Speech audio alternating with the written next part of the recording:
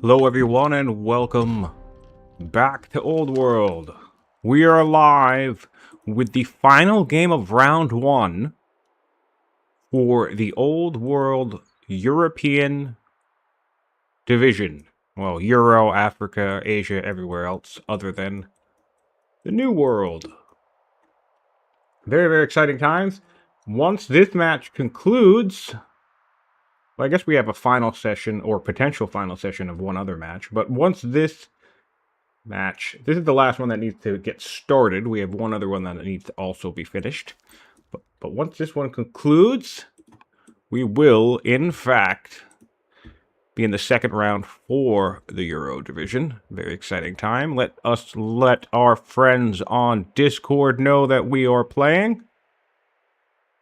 And thank you for the audio check. Thank you for the swift audio check, Boldus. Always lovely to get confirmation that I am making noise. Let's see here. Okay.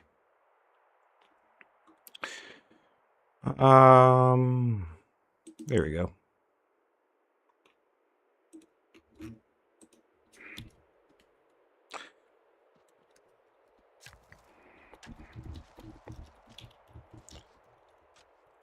We have Persia versus Rome here, which is an exciting time. Classic matchup. Two popular choices.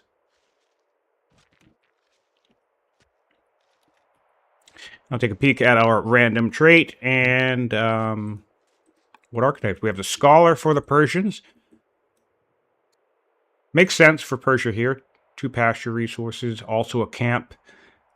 I think there's a sensible choice often in that type of layout because we get trapping in addition to husbandry. That's a pretty nice starting econ setup.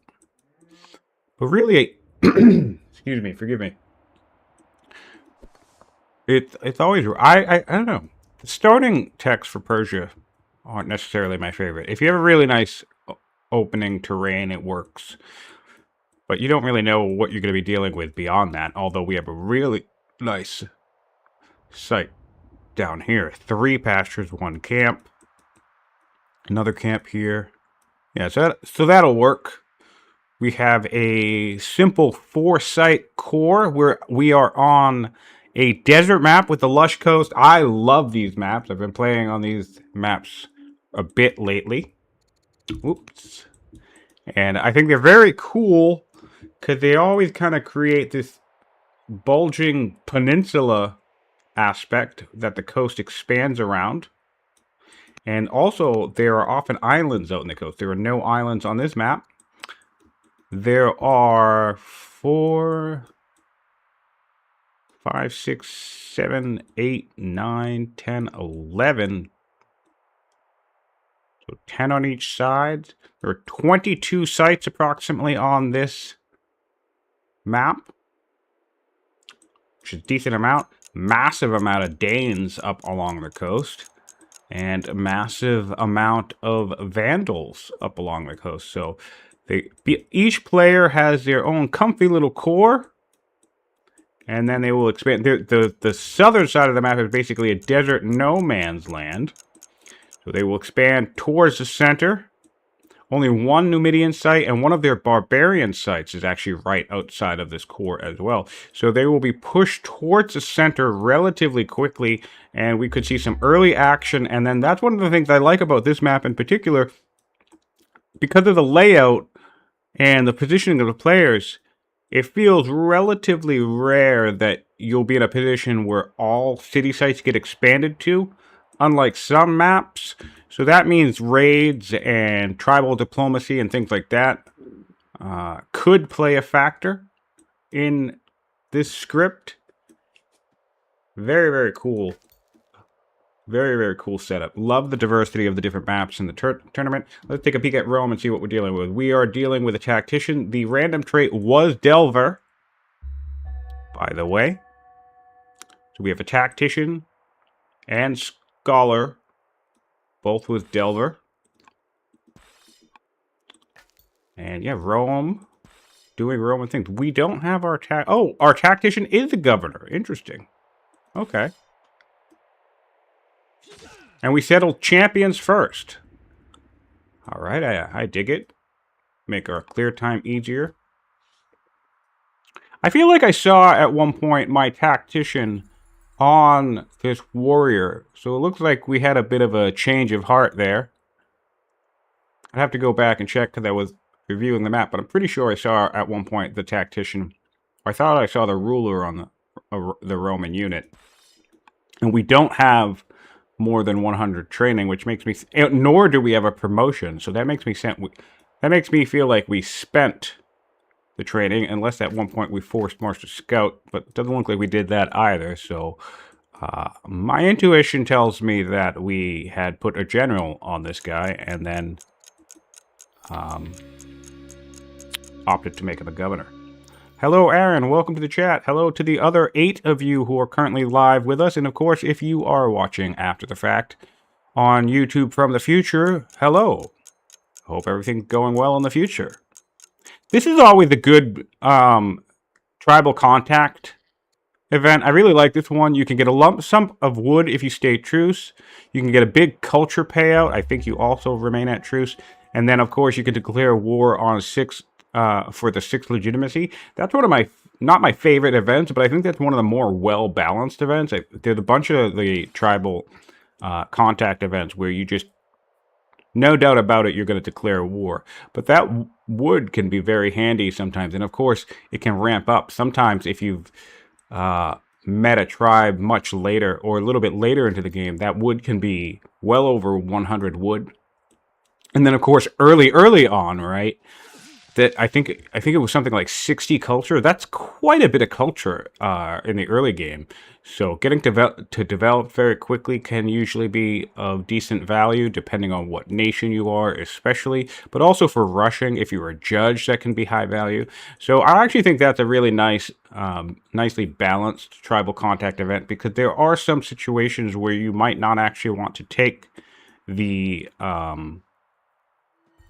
legitimacy, and it does actually look like Rome opted to take the wood here. And I can see that because we're still at truce. I don't know that I would have taken the 55 wood. Honestly, with a champion's capital, I might have been inclined to take the culture. Or, you know, maybe just good old-fashioned legitimacy, because legitimacy is amazing. But yeah, cool to see that. I have not gone through the wonders. Thanks for the reminder, Aaron. The wonders on the map are Pyramids, Jerwan Aqueduct, Yadalakaya, Great Stupa. Very strong selection of weak wonders. Honestly, the weak wonders are so good in this game. There's almost very few weak wonders that I don't really enjoy, but I would be happy to grab any one of those. Ishtar Gate is lovely. The Mahavihara is... I'm not really sold on that one these days. I'm not there. There never feels like a moment where I feel like the Mahavihara speaks to me in terms of something that I want. We have the Mausoleum, the Acropolis, the Monumental Buddhist. All 3 of those are pretty decent. Mausoleum's amazing. Monumental Buddhist is amazing. Both great culture wonders. Also, the Buddhist is great for religion and opinion. And the legendaries are the Hagia Sophia, the Via Recta Soup, the Heliopolis, and Colosseum. So the 2 classic nice end cap wonders are both in the game.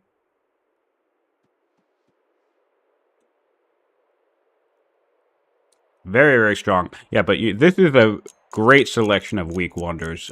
It's kind of ironic. I really feel like they should change the weak culture phrasing to something like fledgling, or I don't know, a word that's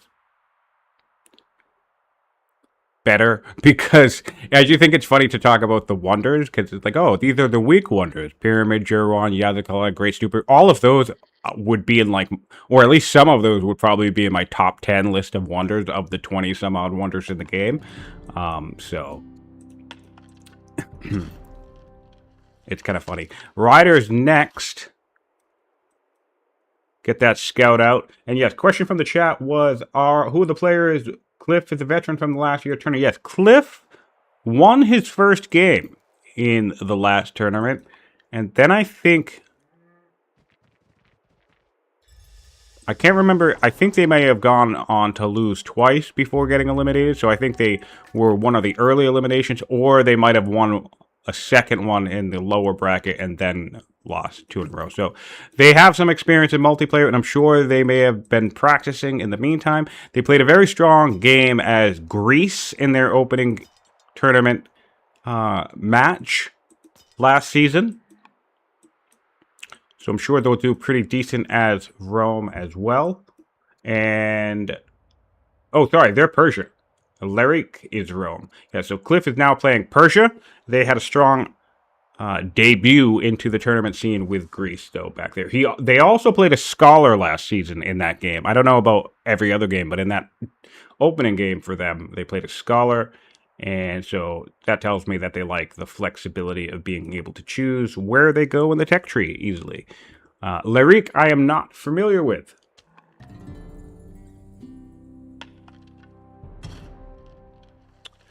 Gambler would love to see Rome rush land consolidation and score for Team Camel. Well, let's take a peek. We have a camel right here.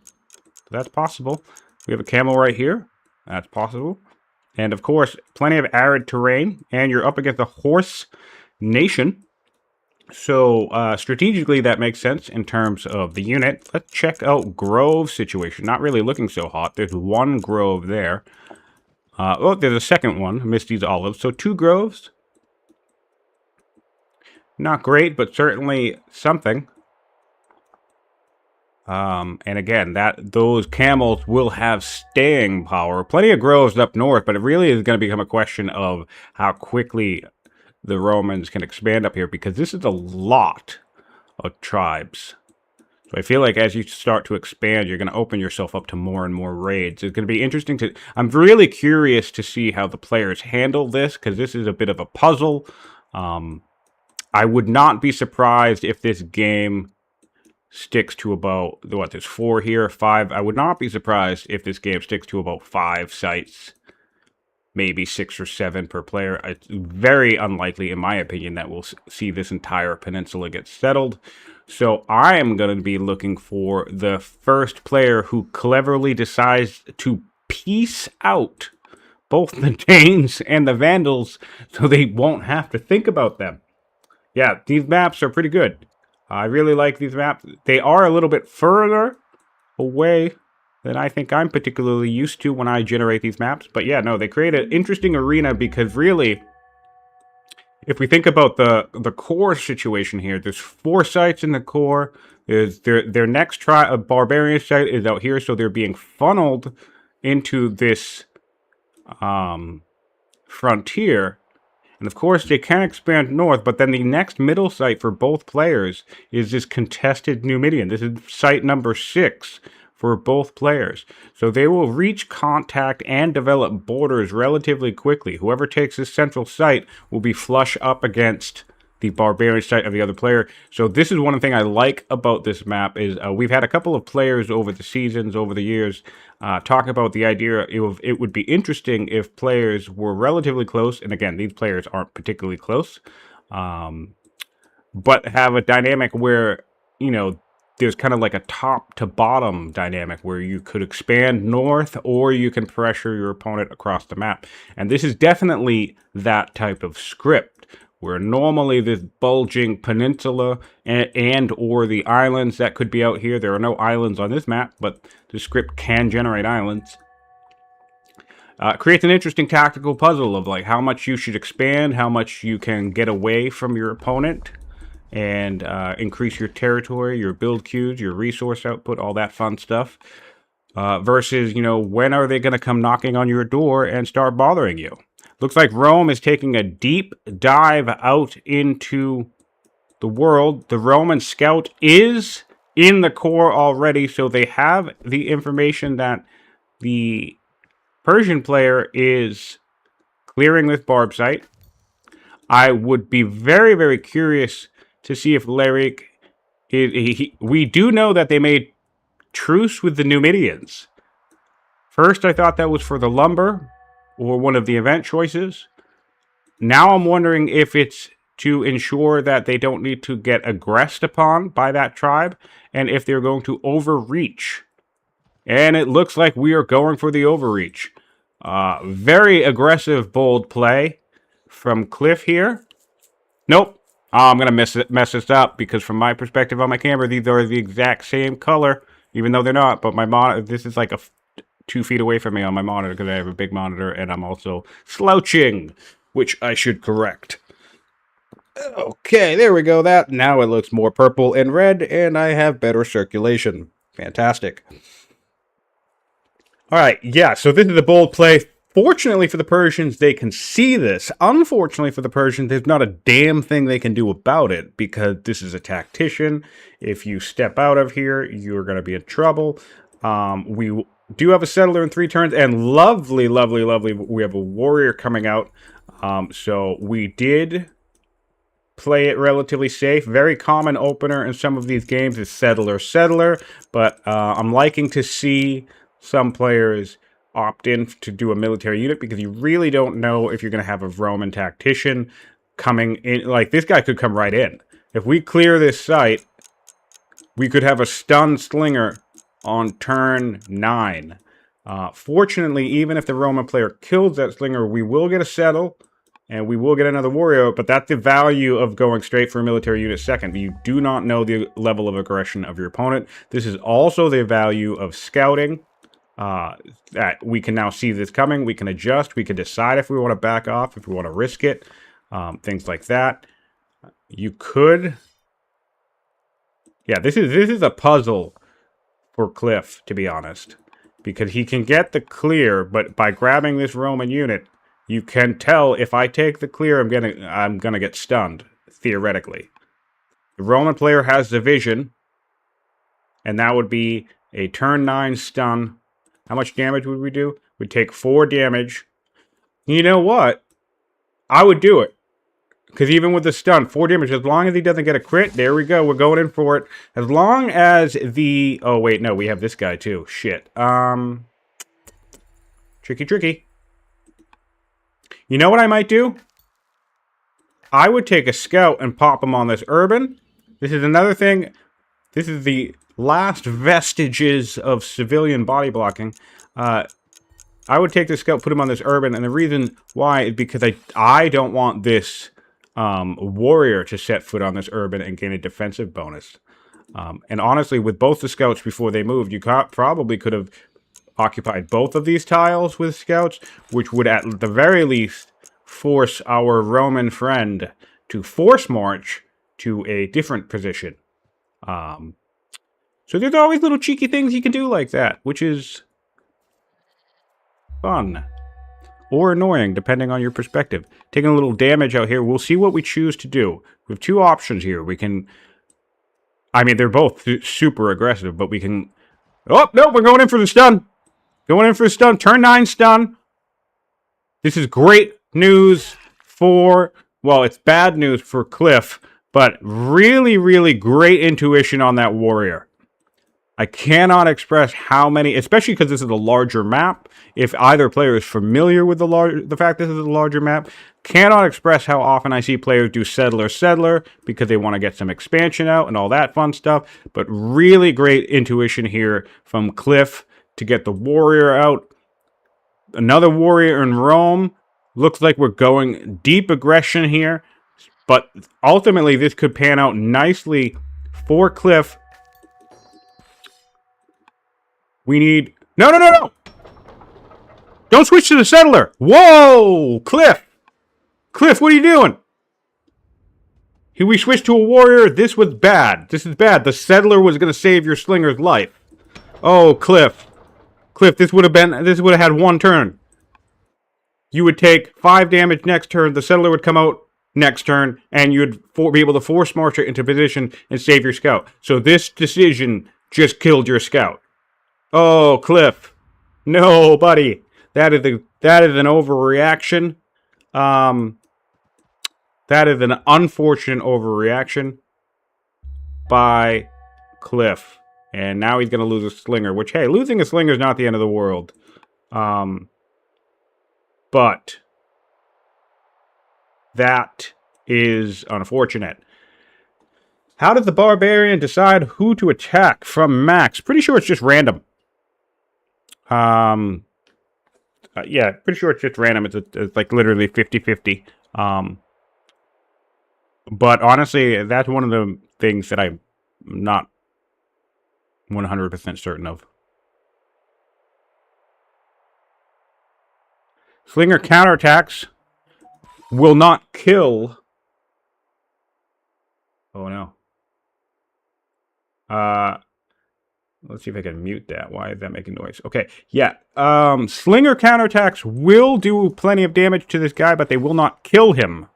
But yeah, great point. So if the Marauder could kill him, so that's actually a great point. So looking not so great for the Romans. We do have a warrior coming up here. Another reason why I really would have liked, of course, Cliff wouldn't know this, but one of the reasons why I would like to stay on the Settler is that it's gonna... Well, actually, what will happen...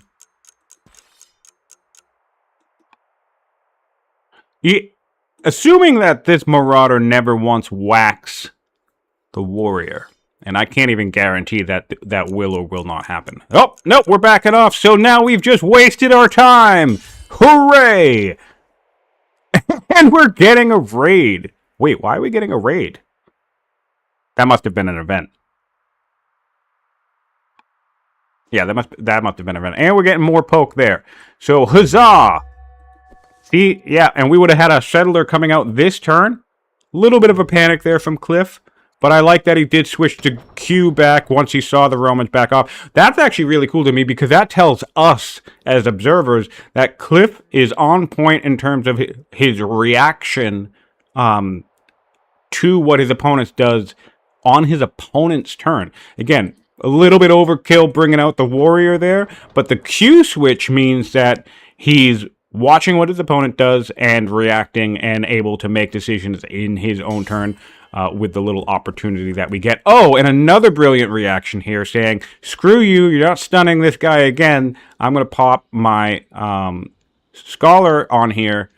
So bringing the Scholar out of the capital, another solid reaction to the presence of a tactician. So, you know, not 100% perfect, but really like where Cliff's head is at. His head's in the game.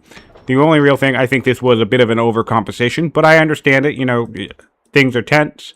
It got scary for me for a second because I really didn't want him to lose his Slinger or to have the Barbarian camp respawn with a tactician in the neighborhood.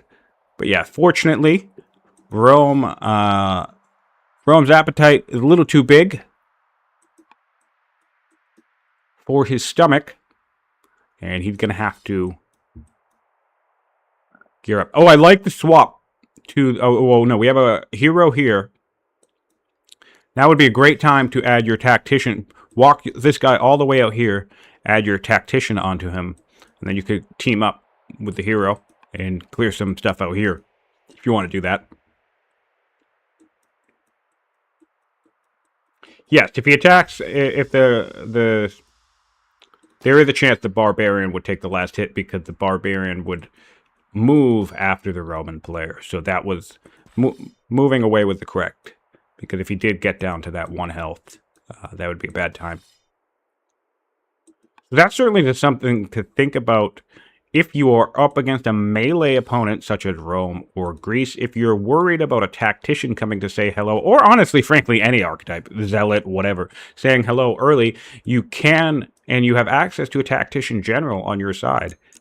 Tossing that on your unit could pay dividends.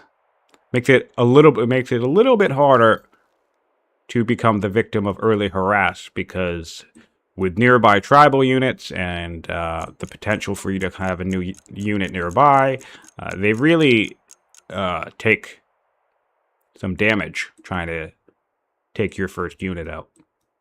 Which I suppose makes another strong, decent case for opening tactician in general. Because if your opponent is a melee nation and you open tactician, not only will you stun them, but also they won't want to attack you, period. Nice. Going for another Hunter City. Worker up top. Warrior just came out. The Romans are now... Oh, they're still stronger because they built a warrior already, so they got that militia up and running as well. Roman scout out in the open here. Going to have to get that in the forest soon, but good news for Cliff is that he does know definitively. Of course, you could assume it with the rush, but he does know definitively he is being watched. And let's see where we are tech-wise. Tactician back on the warrior. Nice, nice. And interesting we're going for another slinger here. Well, I mean, I guess it's sentinel. Yeah, that makes sense. I really would like to see another settler, though. I think we puffed our chest up enough that the Romans are probably not going to be back anytime soon. So I don't think we need so many military units. But hey, you know, whatever. Rome showed their teeth. Rome has demonstrated that they are an aggressive player and willing to take risks, so why not? I mean, a couple of Sentinel Slingers coming out. These two Sentinel Slingers coming out, and the Persians should theoretically not need to worry about any military for quite a little bit, because Sentinel Slingers are really nasty to attack in. Max is saying he finds this type of aggression very hard to pull off early with nations that start warrior. Yeah, that's one of the disadvantages. It makes sense on Rome because you can zoom across the map, but warriors are tricky and ranged are better. So a better choice for some shenanigans like this would be let's see. Honestly, probably Persia, because you could open with riders and or statesmen, which would give you the more orders to just kind of run across the map if you felt like it. That's one synergy there. Assyria would be a great one. Crits, and you also start with champions, so you can beat stuff up if you need to. But yeah, getting a lucky crit early on in the game when you're trying to harass would be huge and likely game defining. Plus, if you open with a tactician or schemer, your crit chance would be even greater on the unit. So yeah, Assyria probably would be a better choice if you want to just run across the map and say hello early. Of course, bear in mind, doing that is very, very risky, because it's orders spent on essentially nothing.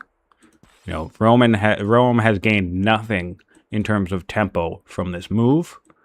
Barely set back their opponent. I guess you could argue that they delayed the settler by a turn or two, and of course are impacting build queues with more defensive stuff. But then the other way to look at it is, where are we back home? We actually haven't even settled the third city yet. So tempo. Sometimes it can be definitive. We've seen games end early off of gambits such as that. I think the smarter thing for Rome would have been to build a settler, you know, as normal, do this whole settler thing, the greed play, but with the tactician come up here, clear this site, which they should have been able to do pretty handily, I think, without... although, I guess the other warrior would have come online at some point. I don't know. Tricky. And then maybe forward settle. That probably would have been too tricky, so maybe even the safest bet would have just take the Numidians and then back clear. I don't know. Different options about how aggressive you want to be. We're staying out in the open here, though. We're killing some barbarian units. I'm curious about this play, because I feel like this will also backfire. Because I don't think we're going to have the pressure to really do anything out here. So really all this does is make clearing easier for the Persians. But I guess it'll be XP for us. So, but eventually we're going to have to back off. The Numidians like the Persians quite a bit. Why do we do that? Oh, we married a Numidian. Cool. All right. Hopefully that will pay out somehow.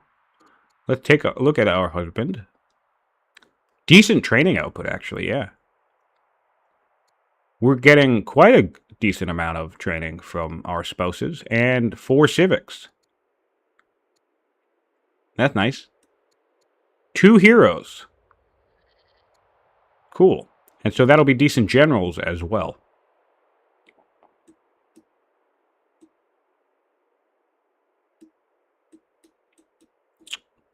Yeah, that's always, Frederick's pointing out, clear on the way. Depends on what you're doing, but yeah, I think we could have definitely afforded to clear this site. And what's being pointed out is that tribal clear events, there's at least 2, but possibly even 3 of them that can just generate a military unit for you, like a warrior or a slinger or something. So that can be very valuable if you really are going for an early harass, because yeah, if Rome got an extra warrior, that would have been a game changer. So that's also something to think about as well. And another reason why champions nations are pretty decent at this harass. So again, another case, if you're thinking about slingers, another case for Assyria, and another case for Axum in terms of running across with some early harass on your opponent. Because the champions will allow you to just almost practically two-shot this camp. Especially if you get a crit off of Syria, that'll be done in 2 hits. So yeah, something to think about. All right, well, aggression, the early tension, it was not even turn. It wasn't. That was before turn 10, and we had contact between both players. Coming out with another warrior in Romer. And we finally have a settler out. So our 3rd city will get settled. I'd like to see us come down here. But I could also see us going up there. I mean, I guess it doesn't really matter. We don't have... Oh, we're getting husbandry in 6th turn. Yeah, so if we're getting husbandry in 6th turn, I'd come down here. Plop another landowners down here. Get myself set up for a very easy Judaism. Very, very easy Judaism. I would contest that against Persia, because Persia, I know, didn't take this site. So yeah, I'd be willing to risk contesting, especially with landowners. That gives you a decent shot. And if I don't get it, well, then I just have a couple of goats improved, which for the landowners family doesn't really... No skin off our back.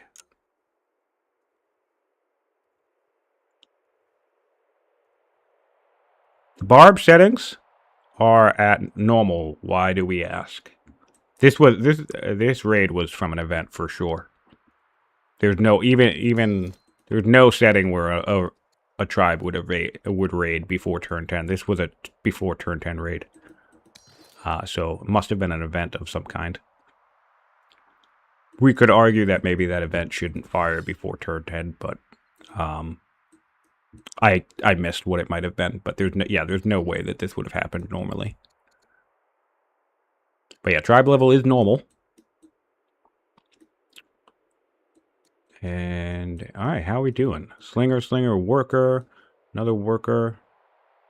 Ooh, interesting. I like the migrated worker. Normally I do this early when I'm looking for some growth.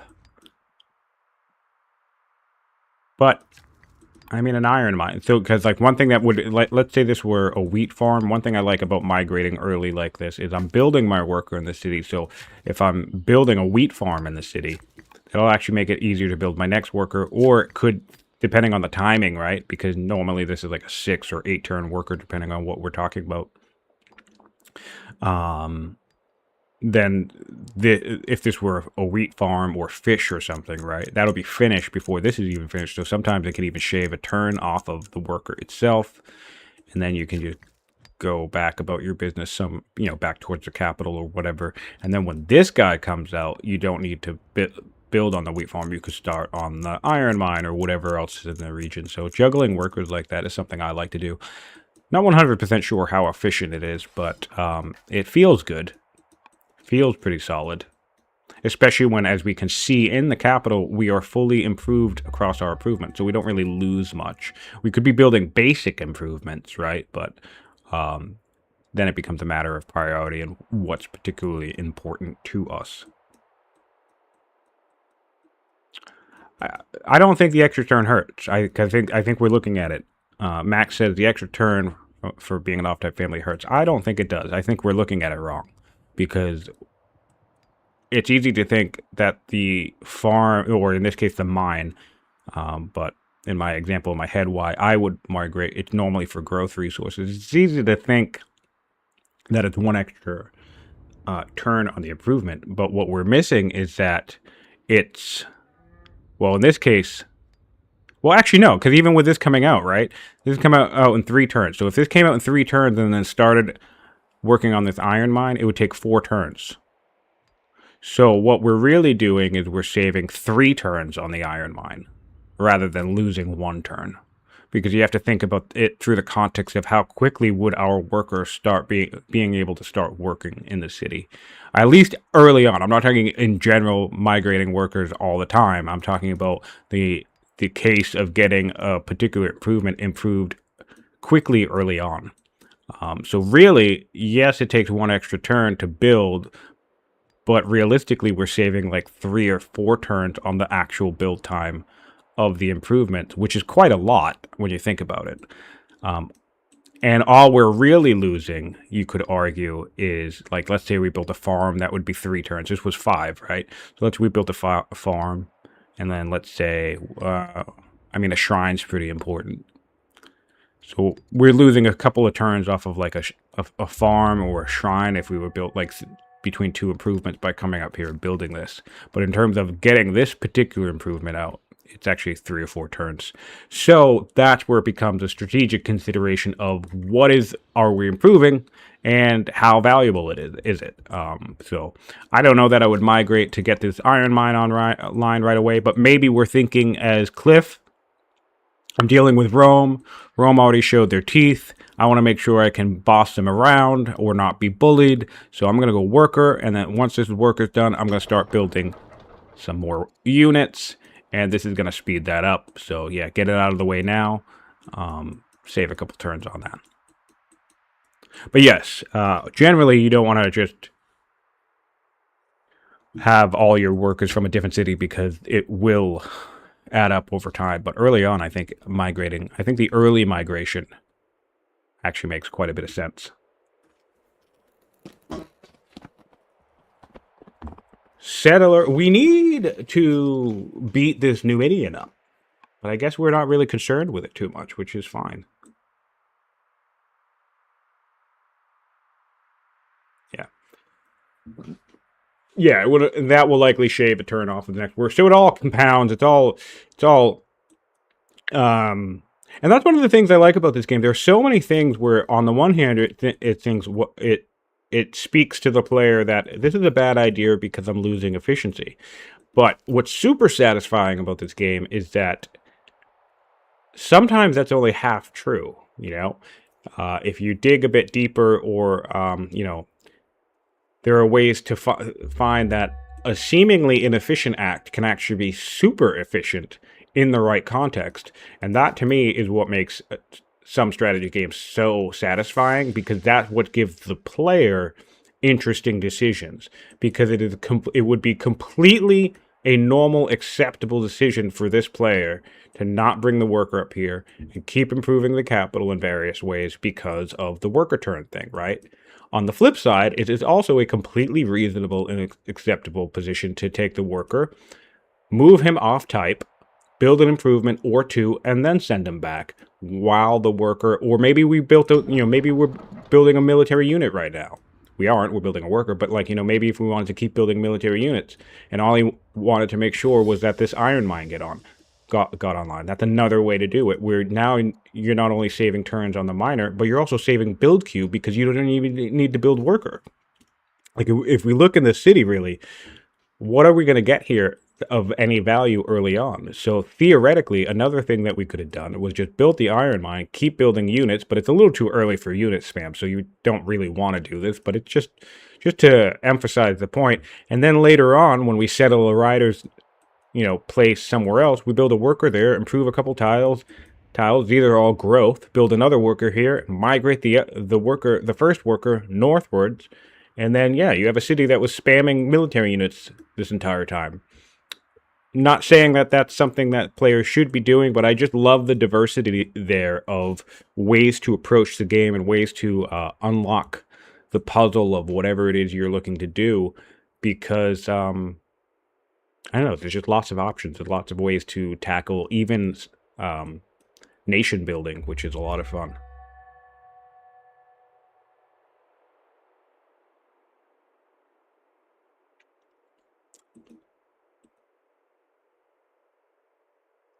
Yes, and if we wanted to build the miner, that's another excellent point. Last on this topic for those listening.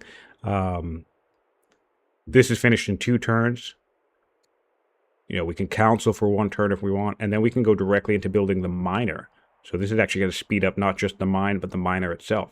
Because, again, we would not be able, if we never migrated this worker, we would not be able to start this mine until next turn. So that's going to be about a 3 to 4 turn savings on the miner itself.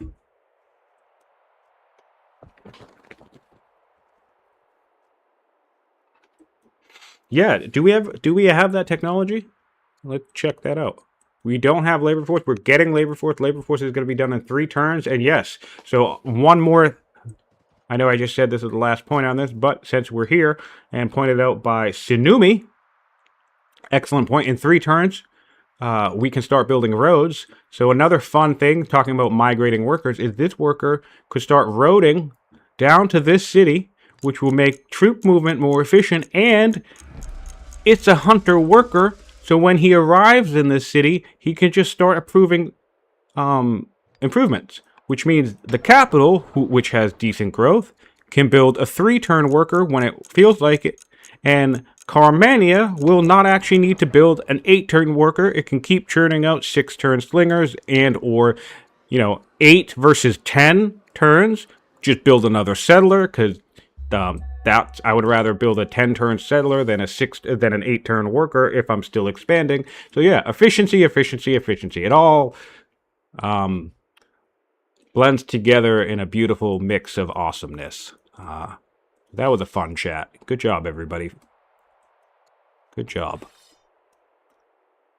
Yeah, lots of ways that you can micromanage stuff in ways that don't ever immediately stand out as obvious. And I think that's what makes this game so satisfying, because it's challenging to learn. I think it's one of those games that's a little bit challenging to learn, but it's not really hard to play. It's a strategy game. We all know what we're getting into, so I feel like you can play this game relatively well. But what I find so satisfying as someone who's played this game for so long is that the proverbial skill ceiling, if you want to call it that, is so massively high. There's always new things to learn. There's always new tricks to develop, and that's what makes the game so fun, because I never, even after all my time playing this game, I went through a phase where I thought I had the whole game figured out, and I was a bit crabby about it at the time. But I came out on the other side of that realizing that, man, this game is just so good. It's the gift that keeps on giving. Settler coming out in Corduba, worker coming out in Ivanum. And we went for estates as the 3rd family. I like that. Really like it when we don't chuck landowners. That's personal bias seeping through, as always, but big fan of the family. I know people don't like making landowners and statesmen complete, but I just don't. Like, statesmen is amazing and the order is amazing, but I don't feel like you have to make them the most prolific family. It helps, but I don't think it needs to define your empire. 2 statesman cities, imagine this, because Persia has states, right? So I feel like if Rome goes for 2 statesman cities and Persia goes for 5, I mean, that's going to be an advantage, but I don't think it's going to be enough to completely throw the game off. So when I play statesman nations, which honestly is pretty rare, I don't regularly play any of the statesman nations, to be honest. But when I do, I never feel beholden to bringing in as many possible statesman families as I can. Is this what I think it is? Whoa! Fascinating. We're building the fire shrine next to the iron mine to boost it by 20% as opposed to saving it for this location for a potential forestry super training setup. I don't hate that. It's certainly an interesting choice.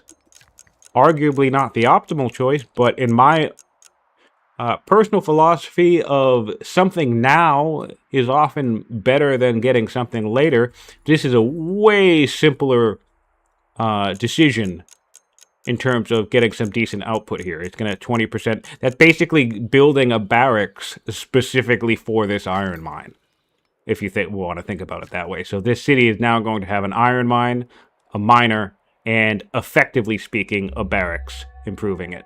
So that's cool to see. Not something you see every day. Wouldn't be my first choice, but I don't hate it. And yeah, then the other issue on that is that the lumber mills situation, like this would be great location, but this actually goes back to what I was saying about something now is better than something later. The amount of setup it would take to get you that perfect lumber mill thing, you know, you might as well rely on polytheism to do that, you know. So I think that's a really neat use of just getting a shrine out there, getting a benefit of it, and a great, like, Alchorus, for example, would never do this. And, you know, right or wrong, I'm just saying Alchorus would never, the type of player Alchorus is, and that type of player in general would never do this because in their mind they'd think, I have forests, I have the lumber mill shrine, this must go here, even if it takes them 40 turns to build the damn thing and then another 20 turns to get all the lumber mills set up. So I like the type of decision where it's like, well, no, I'm going to get a benefit from the thing right now, which this, like I said, this is effectively like building a barracks in Comus. Almost, really. Especially at this early stage, because with the amount of citizens we have, it's not as if we would have the ability to put the miner and the officer into the barracks. So the barracks would be 20%. The officer would be, you know, its training, and then the miner would be different. You'd have to choose between the miner and the officer. So it's going to be one or the other. So yeah, this shrine is effectively a barracks in this situation, or at least for the mine itself.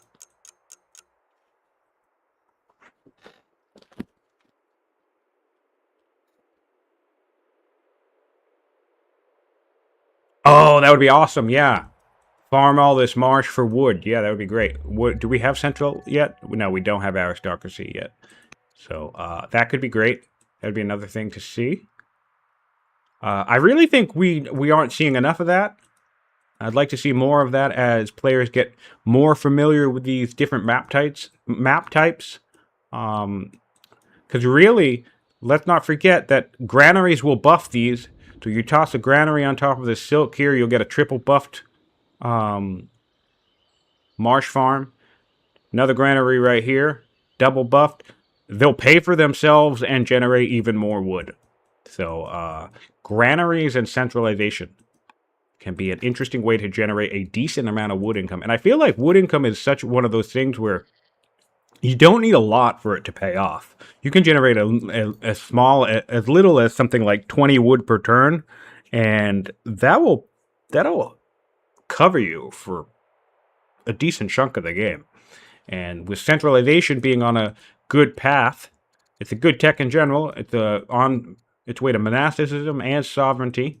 Not really out of the way of anything, more like forestry. You know, forestry goes to land consolidation, which would probably be a good pick on this map because of the camels. But nonetheless, aristocracy definitely has better real estate. Yeah, great way to get some wood income. And wetlands is another great map for that. I think the two wetland games that I see didn't generate enough marsh farms, but you really should just take the hit on the worker turns and bring in that income, because it really pays out, in my opinion. And not even in my opinion, in my experience, it is well worth it.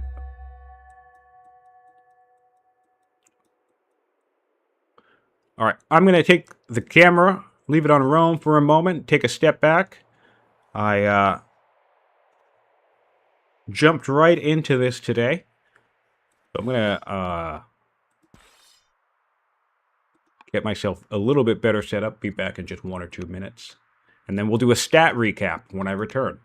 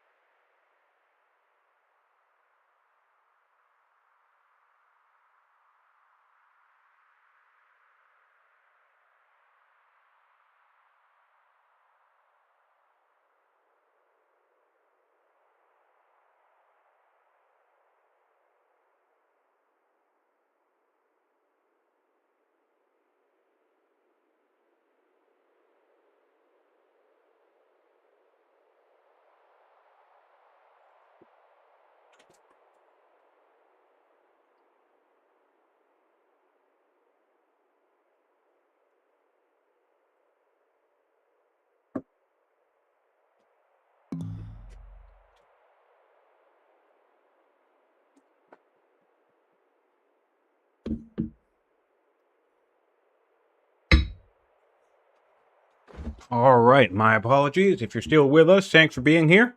Rome is now clearing barbarian site. So he's recalled this ambitious warrior to help him expand into the center of the map, and just in time for the Persians to be doing the same. Again, big fan of the fact that we decided to add the governor, the scholar, onto the unit to prevent stun.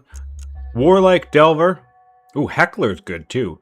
But we can probably toss her back into the city once we clear this and or secure the central site. So, but still, nice reactive play. Lots of great reactions from Cliff. Not getting caught by surprise. Not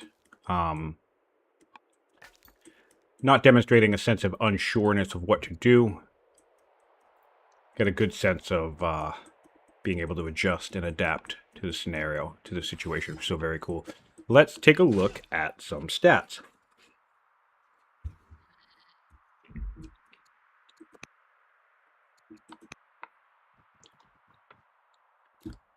Here on turn 20, decent amount of wealth built up for the Romans. One specialist in Rome. Do we know what that is?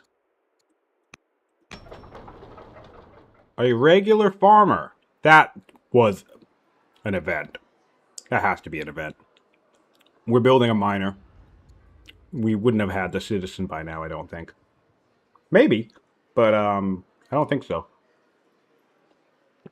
And I can think of one event that that does in fact allow you to put a miner, not a miner, a farmer in a city. So I'm going to assume that that's an event, a free farmer.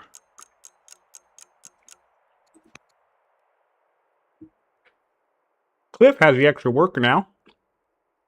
So I think after our early tango between the two players, momentum is on Cliff's side here.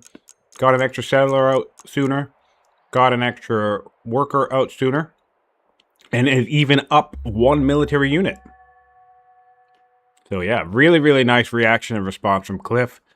Not allowing the Roman player to bully him at all. Really love to see it. Rome has killed lots of units though, so done generally more clearing, I suppose. Both are on 2 sites at the moment though. Techs are 3 and 3. Cliff has a law. Persia has a law. What is the law? It's got probably slavery. Or maybe freedom. Slavery. Oh, excuse me.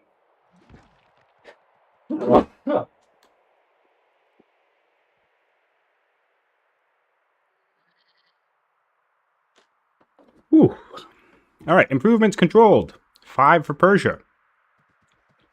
Yeah. All right. Yeah, so really, tempo is on Persia's side at the moment. And that's pretty much all we're looking for at this stage. Science is an important one. 21 for Persia. 18 for Rome. Only 50 science invested in the tree in favor of the Persians. And that's going to be for the most part, that's going to be the tactician versus scholar difference that you'll be seeing there. Just about 50-ish science on turn 20. Really loving this presence from the Persians clearing. Again, not only do we have the ruler on a unit saying, come stun me if you dare, also, this is not something that you would like to tango with early on, even as the Romans. So, Persia did a really good job here, I think, reacting to a threat. Again, we did see the warrior coming out in the military city. Cautious play there.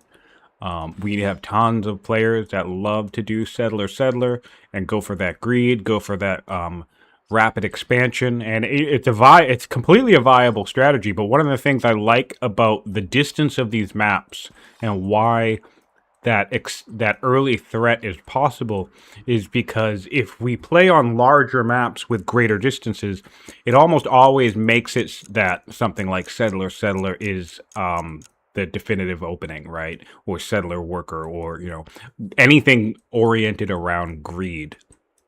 And I think these maps are distant enough that the opposite is not always true. It doesn't always make sense to just send 2 warriors across the map and invade your opponent. I think it's just enough risky that the strategy can pay off. But I also think, there are tools in the toolbox that allow you to defend yourself as well.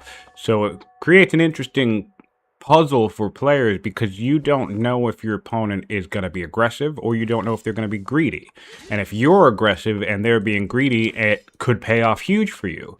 But if you're aggressive and they're just being slightly cautious, then your advance could fail, in which case the aggression backfires. And I love that interplay between deciding how you should manage those very, very early build queues. And yeah, I think building the military unit early on is the safe bet.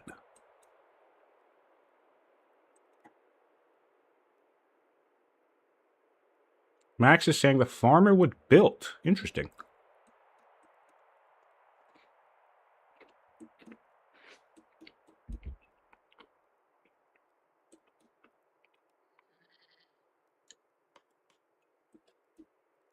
What's going to be really interesting to see is because of that early aggression, I think clearing was slowed a little bit, which means it becomes less and less likely that our players will expand into this northern frontier controlled by the Danes and the Vandals.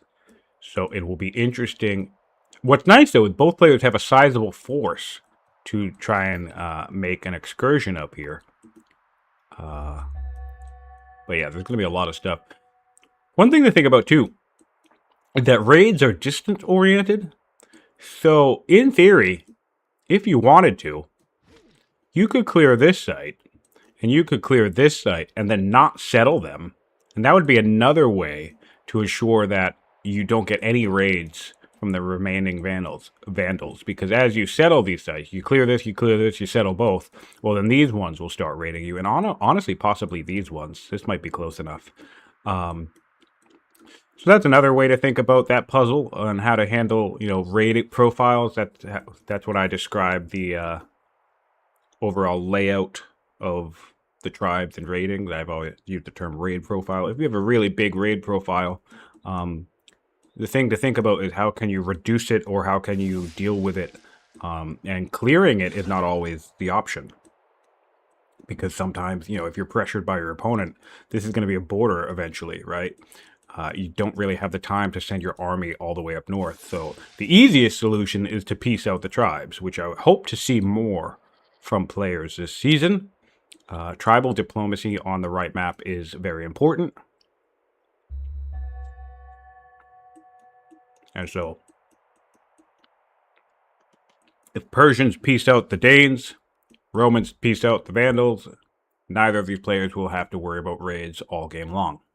And there's immense tactical value and strategic value to that because you're saving orders and you're saving...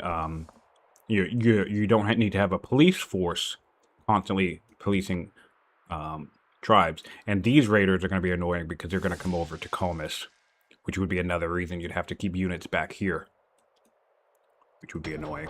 Going for an Acolyte instead of the Miner, so we weren't thinking about an early Miner on this mine, but that's all right. It looks like we're going to be gearing up for Zoroastrianism. So let's take a peek over on the Roman side of things.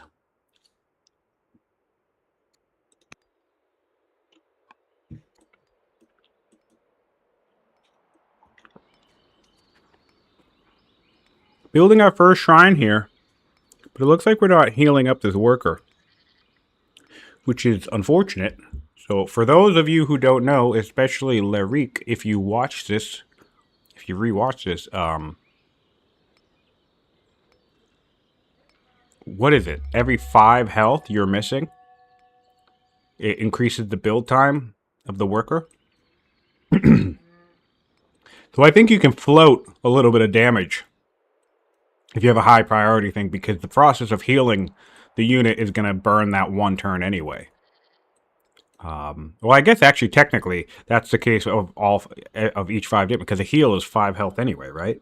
So technically you lose the turn no matter what. But so maybe that's what's happening here. So maybe we really want this shrine. So it's either a question of we spend 3 turns healing and then build a shrine, or just spend an extra 3 turns building the shrine. So in that case, it actually does work out. However, I feel like this is the 2nd or 3rd improvement we've built with a damaged worker, so that's causing me concern. Only reason why I'm bringing it up.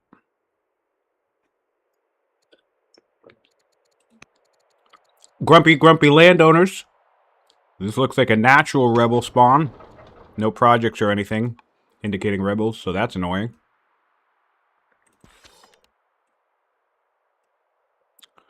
I'd like to see... Well, honestly, if our landowners are grumpy, the easiest thing to do right now is, okay, not settle landowners. Now they're even more pissed. That would have given them a good opinion swing, because their particular thing that they like is to have the most families. So, but here we are. I definitely don't mind the idea of grabbing, a military city when you got elephants, but, we probably should have put landowners there. Rebels aren't the end of the world, though, right?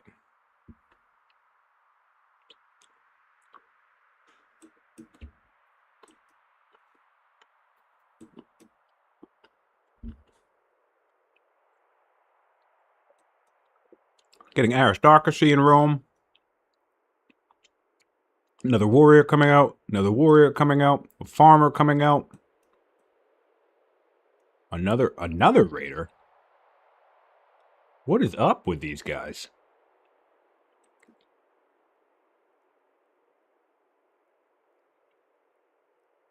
Yeah, that's weird. Two different... Although, you know what? Actually, isn't there... I think there is an event that's associated with a marriage pact that actually accidentally or can generate a raid from it. Well, maybe that's one of the events that we saw, and then we just got a different one, too. I don't know. That's interesting. So the Romans have 4 sites. The Persians are about to have their 4th site as well. And they have the same 4 sites. The top 3 of the core. Neither player has expanded this very lovely pasture location, which would be super great for the Persians. This is a tricky location because I would really like to see another hunter city here. So hopefully we see that, and then I guess, I don't know, we drop statesmen down here at some point. Or what the hell is their 3rd family? Or 4th one? Why can't I remember? Riders, hunters, statesmen, clerics. Ah, yeah. No, we probably don't want clerics. Or maybe we do. Maybe clerics could be okay. But tossing statesmen is a little weird. I really don't think we're going to see a massive expansion up north, though, so... I don't think we necessarily need statesmen. I think that's another thing that I think players overlook. Statesman is viewed as so necessary that even when you're on a site with a map that only has like 10, or sorry, not even 10, like 6 sites for you to occupy, you're only looking at a loss of about 2 or 3 orders, which in my opinion isn't all that much. Although I guess there's the decree thing to think about, but I don't know. I really don't mess with decree all that much.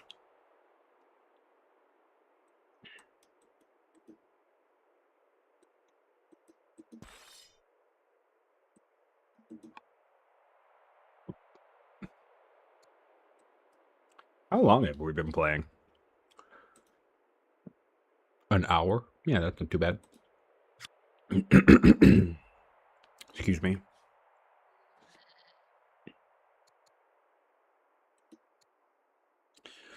It is a Saturday for those watching live or for those coming from the future. Plenty of games going on today. I think we have 3 more happening today. 2 in about 5 hours, and I think 1 in about 12. In fact, probably look that up for everybody. Our players are about to take a break, so we will have some time to kill. Let me see what the schedule is. Yep, 1 game in 3 hours, 1 game in 5, and 1 game in 13. So 3 more games today.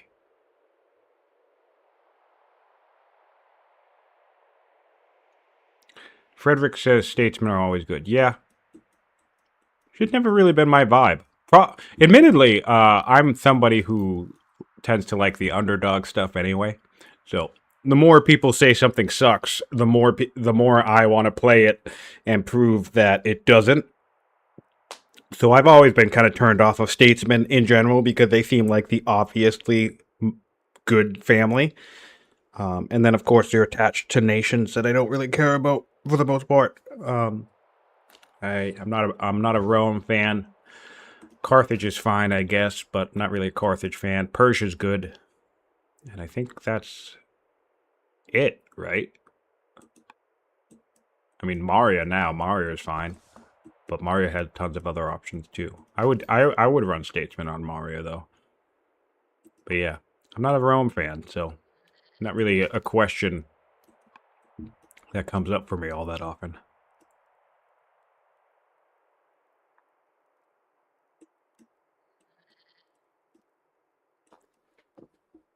Yeah, Persia definitely does need a good civics family. That is true. I take Statesman on Persia. Hard to dump the Hunters family though, and developed a newfound love for the Riders family. I spent a lot of time disliking the Riders family. But big fan of them now. Really big fan of them now. They're good even on maps like this because think about where our capital is, right? We have coast, coast. These are connected, but we haven't explored down here, so this actually all would be connected if we did, right? But it's easy to it's important to realize, as we're seeing in this particular situation right here, how easy it is to get 25 turns into the game without fog busting just a handful of tiles and thus cutting off an entire route of connection to the empire, to the capital. So Riders really comes in handy in a situation like that, because this could have been our second settle, for example. And I'm just speaking in general, because obviously Rome doesn't have Riders, but Persia does. You could settle a site like this as your second city, and even though there is at some point going to be an opportunity to connect this along the river back to the capital, you don't need to worry about it immediately. So if nothing else, it's an order savings in that regard, where even if it comes connected later on, fine, whatever. You bought yourself 10 or 15 turns, or in this case 25, because again, this river is not connected to the capital even though there is a path. So 25 turns in, and this section down here, and let's check for the Persians as well. Take a peek for the Persians. Yeah, same thing down here. No exploration down here. So all of these cities, the entire main core of these empires, actually are on a connected network. 2 on the coast, and then 3 along this river. Oh, wait, actually I'm wrong. These rivers don't connect. So this would be a great example of a decent Riders location. We went Statesman. Okay, so we did choose to bring in the third family. Bit of a shame, in my opinion, because this would have been really great Hunter's location, especially for defensive posturing. But of course, it is important to get that third family out there eventually to ease up the discontent. We are seeing road building, which is nice. So we will get that connected status the regular way. What a jerk of a desert. Is that normal? Yeah. What an annoying desert. You can have to go down 1 tile.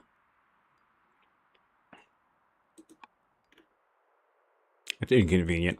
The rogue sand tiles always get me. You see a little bit of that up here as well, right? I mean, it's fine. We can just road through it, but sometimes they get you, and it's funny.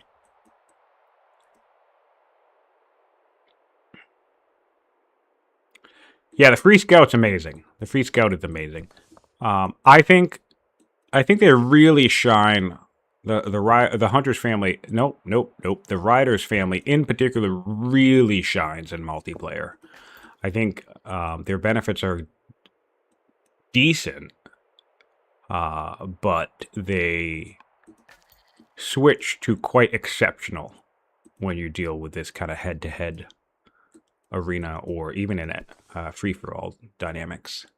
Because yes, the extra scout is hugely important, and the 2 extra orders to open with is also really, really nice. But yeah, back when I disliked them, they didn't actually have the 2 extra orders in the seat. In fact, I don't even think they could import back then. I forget how they did the horse thing. So yeah, it's been an evolution over the years for me. And now I think they're in a really good spot.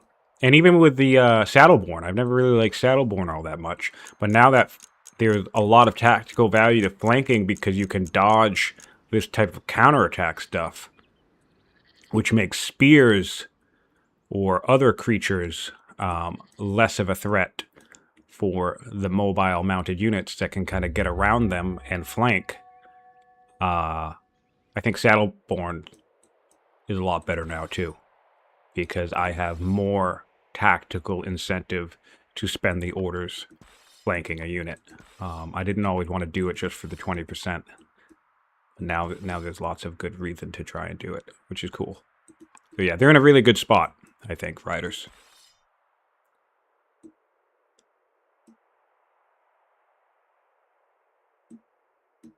Yeah, it was only family seat. Yeah. That's true. It was just in the family seat. Now you can do it everywhere, which is another benefit.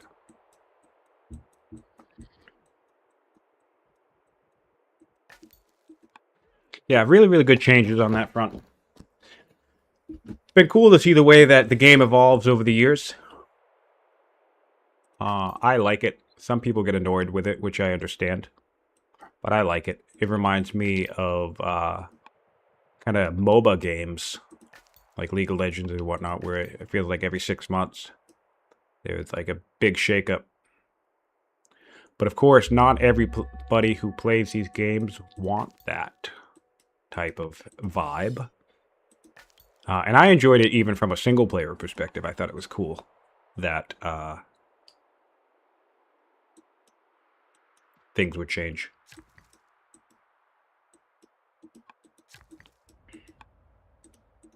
All right, another road. Really nice to see the network coming online quickly, or relatively quickly. Mines. Nice to see it. Gonna get that metal income. In fact, how are we on laws? We're getting phalanx next. This is interesting. Why are we going for phalanx? And it's prioritized. While navigate, I mean, I guess we're Persia. We don't necessarily need serfdom anytime soon, in fairness, but aristocracy, spoked wheel, phalanx, and navigation in our hands. We are Persia, we are up against Rome, and we're picking phalanx. That confuses me. If only because it's phalanx that's marked and not citizenship and or even scholarship.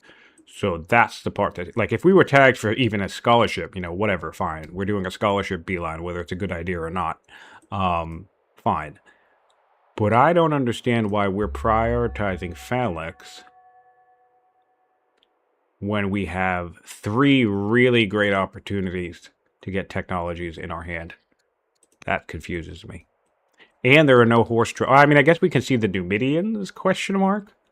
But we also have met the Danes as Persia, so yeah.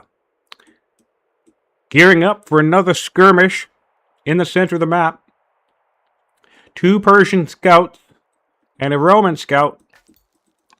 We're looking at 3 warriors and a tactician versus 3 slingers, 4 slingers, a warrior, and a scholar. So that tactician will equalize, and then the forests are not going to be kind to Persia as well. So, if they duke it out for the Numidian camp, I think there is an advantage to Rome here. Another warrior coming out in 2 turns. Another warrior coming up from the back line, and yet another warrior coming up. Interesting, interesting, interesting.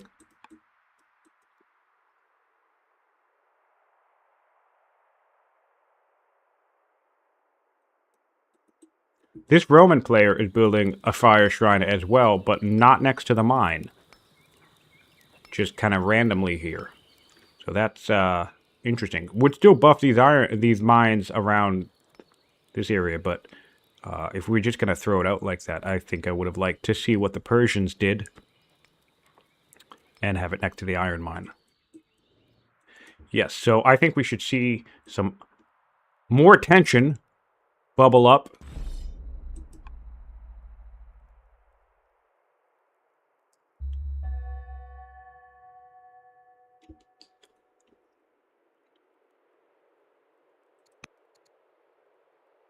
Rome actually does have phalanx tagged. They're a ways away though, but that also makes sense because the Romans are up against Persia.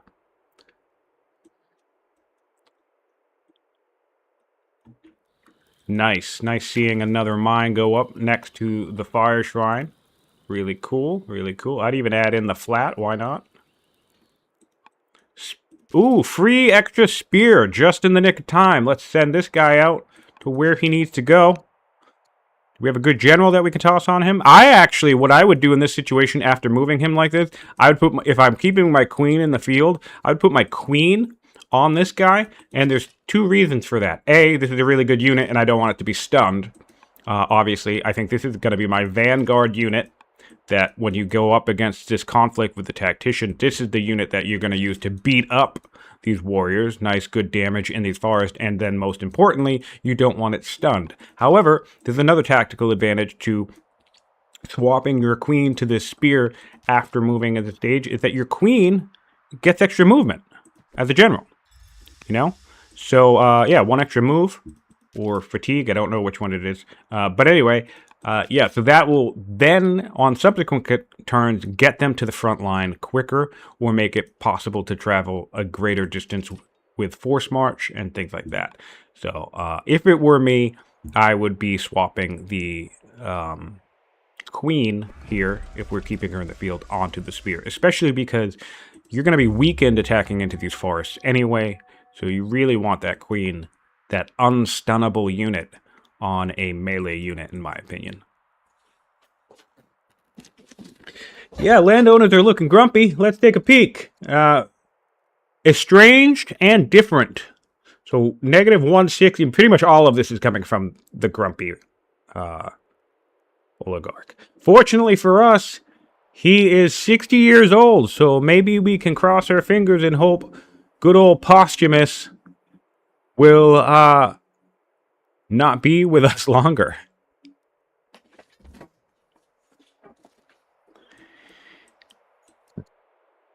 Settler coming out in 5 turns, Miner coming out in 4 turns, another settler coming out in 8 turns from Corduba. The Romans are thinking that they will expand. Let's take a peek at where the settler status... Both nations have a settler coming out in exactly 5 turns for the potential contesting of this city site. I'll be curious to see if either of the nations attempt to take the site now, or, you know, within the next few turns, before having a settler. I think that tends to be a bad idea, because what happens is if you start losing the battle and you have to back off, you basically just cleared the camp for your opponent. Although, I suppose the argument to do that is you'll get the clear event from the camp, and these can be pretty juicy, the events that from clearing. So, yeah, definitely things to consider. Rome's added an ambassador, Remus, 29 years old, plus 45 opinion, intelligent diplomat, and in love with us. So 1 influence mission, and that'll actually give us more opinion. So could think about doing that when we have the next opportunity. Influence Remus, and they will be... yeah, they will be friendly with us, which is quite nice to have on an ambassador.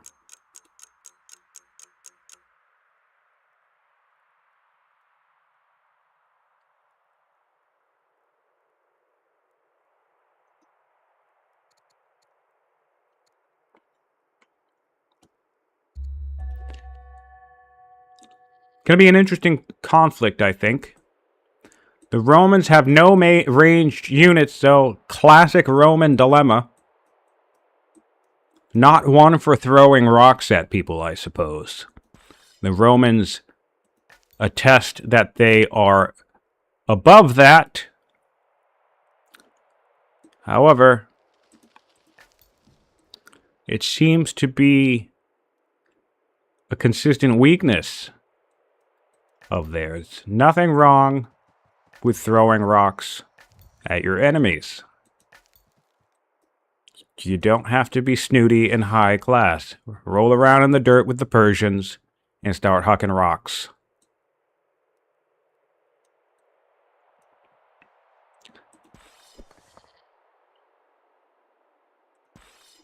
Three turns to phalanx for the Persians. Nice staging here. Nice. Yeah, Romans are certainly not above stabbing someone in the back. Rock lobbing, not so much. All right, so now let's take a peek at army sizes here. I am curious. So we have 2, 4, 6, 7 units. Excuse me. For the Romans, pretty decent promotions too. One of these guys has Ranger on it, which is going to be nice. Another guy has Heckler, which is pretty decent. Yeah, so that's 7 units, all military 6 warriors. If we hop on over to Persia, Persia's looking at the bonus spear that they got, or the mercenary spear. 2 warriors and 4 slingers. So both, it's 7 versus 7 right now. So kudos to Persia and their military building here. Really want to make, really trying to make sure, it seems, that Rome doesn't get into a position to bully them, and I think they've achieved that goal, if that was in fact their goal, quite handsomely. Obviously the spear, a little bit of luck there, but everything else, that still would only put them 1 militia behind their opponent. The 7th unit on the Roman side of the map is a militia. So that still gives us 2 warriors and 4 slingers. Of course, the battleground is not favorable to Persia, but in terms of the Persians not being able to be harassed or bullied, I think they put themselves in a nice spot. So kudos to Cliff there. And now the question for Cliff is, do I attempt to pick a fight in the woods? I feel like the answer to that is maybe. And the only reason why is because it's 3 tiles worth of non-forest that you can lob rocks into. So if you do something like take this warrior, plop him up here, attack, that's 5 damage, and then that creates a little bit of a hurdle for getting around that unit. Then we have 4 damage, that's 9. That's 13. That's 17. Yeah, and then you have a... I think Persia can contest. I think Persia can fight this fight. Because as long as you do your positioning somewhere within this region, so maybe not even come up, maybe don't even come up here with this guy, maybe come here with this guy, and then get your slingers in these 4 forest tiles. Yeah, that's the way to do it. Get this warrior here. Or maybe even here. Interesting. But anyway, yeah, get this warrior here-ish. Put your 4 slingers here-ish. And then that creates a battlefield where, as people try to harass and damage and kill your slingers, they're stepping on tiles that are more vulnerable. You have a couple of open, you have a couple of urbans, and a couple of scrubs. The scrubs and urbans aren't ideal, but still better than standing in forests. And of course, we have the spear coming up as well. Yeah, I think Persia can contest this. Settler out in Rome now, though. Settler coming up. Was that a civic rush? Let's take a peek. I won't know until he picks a Q item, but we'll go back and take a look. I'm going to guess so, because yes, both settlers were 5 turns away. So that's a civic rush on the part of Rome. Nice move there. That's the way to do it. That's one of the ways where you can leverage hurrying production to your advantage. Love to see that. It also looks like we very recently hit developing culture. So yeah, good move there on the Romans. Definitely worth it, I think, because I do think Persia, we can see Persia as well if we hop onto the Roman visual. Yeah, we can see what Persia's working with. We know that, an aggressive play. We can now see the spear as well. So there's no reason for us to think that the Persian player wouldn't want to roll up their sleeves and try to contest this. So rushing out that settler and getting up here as quickly as possible is a smart move. The issue I'm going to have here, though, is that the Roman player would very likely be inclined to make this a champion city, since it's on the border. But the correct thing to do is not that. This is another reason why this should have been a landowner city, but we're past that point now. But yeah, if he makes this landowner champions, he's going to have an issue with opinion, because that's 4, that'll be 3 cities funneling into 1 opinion. And then he's going to have grumpy landowners for pretty much most of the game, because it'll take a long while for the landowners to come back to supremacy. And now we have a drought. Doom! Just in time. just in time for some early conflict. I love when a calamity hits right as players are about to tango. Like to see this chopping from the Persian player. Great use of orders early on, in my opinion. And yes, I think we do have a religion being aimed for. We already have an acolyte there, and I think we're going to get an acolyte after this settler is built in Persia. So I think Persia is going for Zoro. And now we get the miner up in Komis as well.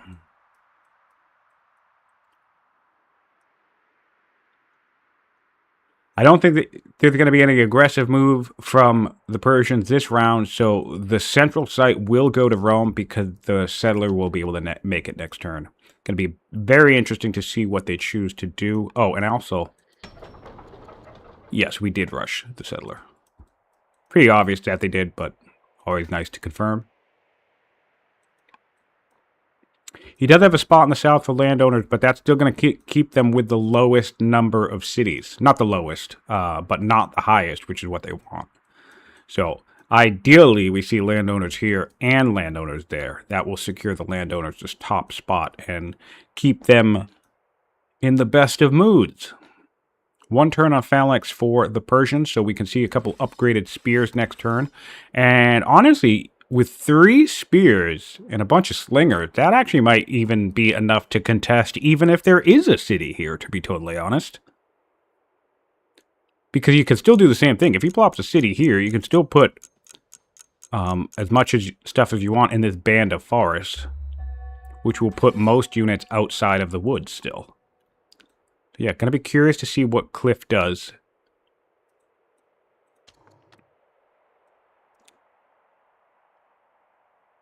Be curious to see what Rome does. I'm really curious what he's going to choose this city to be. I feel like it's going to be champions. And that is sensible, but I think that is tactically that's sensible, putting champions here. But politically, I think that's going to be a mess. I think it's going to be a mess if he chooses. Oh, yeah, that's going to be a mess, man. Another champion city.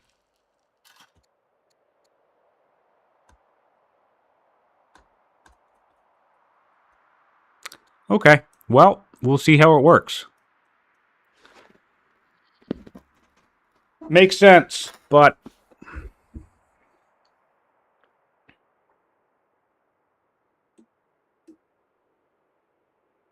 this seems like it has an extra citizen. I thought it was only supposed to start with 2. It actually has 3. I wonder why. Oh, and an off-map raid. Somebody didn't have enough food to pay the foreigners. Let's see about Persia. Persia didn't have enough food to pay the foreigners. This is... whoa. This one sucks. Okay, settling... bring out the settler. I think that's a decent reaction here because you want to get it out of the queue and you're probably going to want to put some units up and running. This is going to prevent the Persians from flexing any aggression early, which is good news for the Romans, though. This will be okay, though. It's just minor setback. Just a minor. We have a warrior coming out. This will crank out a warrior in 4 turns, or slinger in 4 turns. Once this is done, so this will be in 6 turns. Another slinger, 2 turns, another warrior, and then 5 turns. Yeah, it'll be fine. The sea people have arrived, indeed. It's not 2 extra citizens. It's only supposed to be 1. That's why I'm curious about this. It's 1 citizen when you settle a city. And if the settler is of the same family type, it's 1 additional. So I don't know where the 3rd one came from here. Maybe some... It's possible he settled this city and then resolved an event outcome. And the event outcome could have affected the city, even though the city was just founded. Yeah, this is... The sea peoples have arrived. Indeed. Is this going to get us connected? Oh, we already are connected. Probably do statesman down here.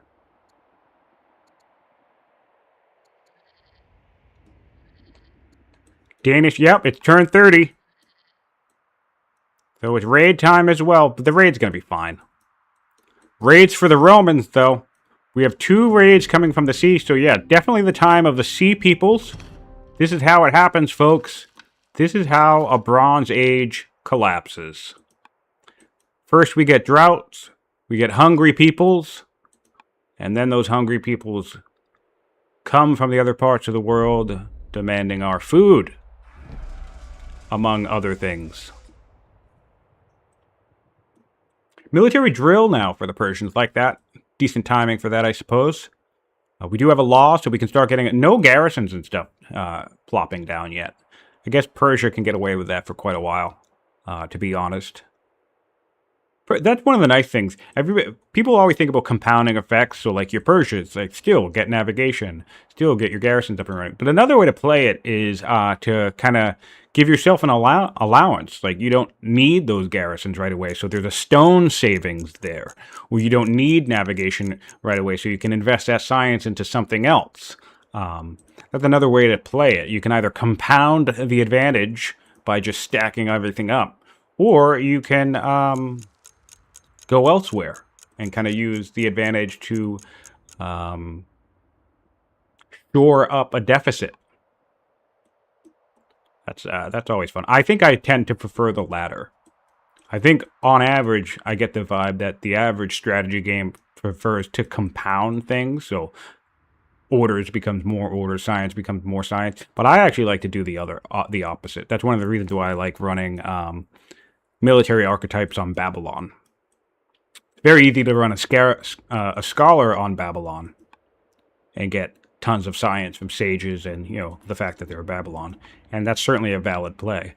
I actually like to run military archetypes on Babylon because that makes up for their one weakness, which is that they don't really have good clear time or order rate. And high training archetypes can help with orders.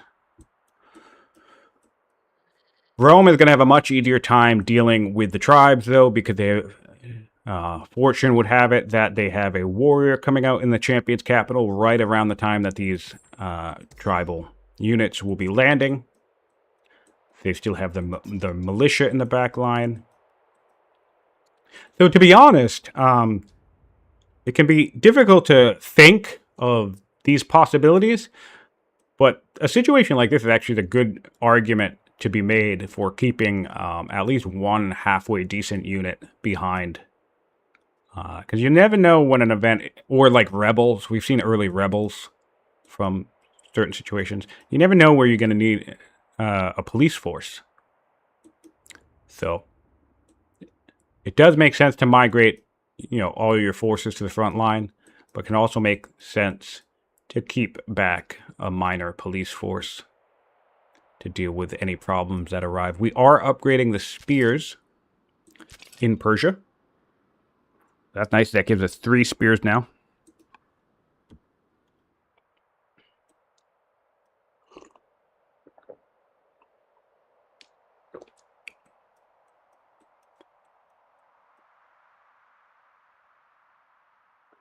Building a warrior in Shiraz. This seems a bit overkill. I'd like to see the worker here. Really want to ramp up our development. Because we're also building a warrior up in Ortospana. So if we started this worker down here and then swapped to a worker up here, would have 2 workers for statesmen coming out within about 6 or 7 turns. And that would be nice economically. I think the worker's overkill. The slinger I get, that's fine. I mean, these guys aren't going to die anytime soon, so bringing the slinger out makes sense. Also, as long as we don't take any damage next turn, it's entirely possible we could rush this slinger out, which I might be inclined to do, to be totally honest, because the quicker we deal with this, the quicker we can just get back to business. We did get Zoroastrianism in Persia, though, so that's great news, although it doesn't look like we got it. Are we blessed? Ah, we got it from the Blessed Religion event. That makes sense. Okay, can't rush the slinger, but that's fine. Warrior online. Ooh, yeah. This guy's gonna be tricky. What is this? A 5 strength club thrower? Gross. Not ideal, but we're okay. We could do a slinger here as well. I'd do the slinger here. Yeah, that's another thing. Do the worker in Shiraz because I know Carmania is going to do another slinger. So I might even do another. Ooh, we could do the spear in Comus. That would be nice. Yeah, we're plenty of valid reason to be putting more military units in these two queues, which is another reason why I think Shiraz should probably be a worker. Rome is... Whoa! Persia moved in and aggressed against Rome. Fascinating. Hate this so much. Well... Do I hate this? No, we're gonna kill a warrior. Are we gonna kill a warrior? We're not gonna kill a warrior.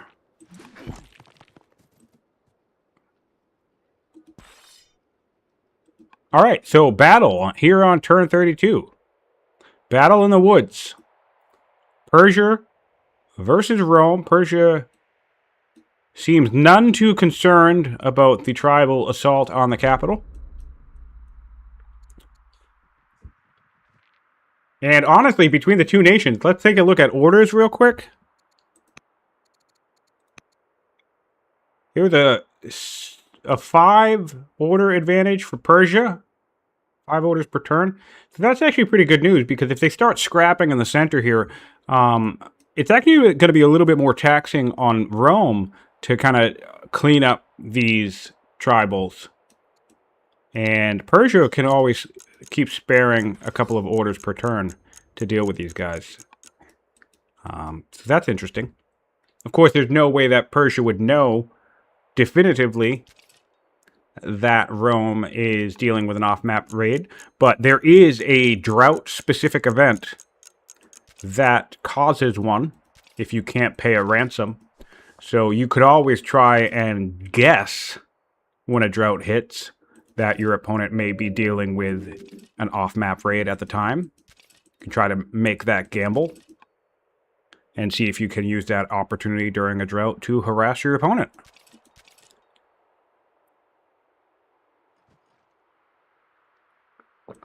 Okay, the Romans are content to come tango with the Persians. We have an advance, we have an attack.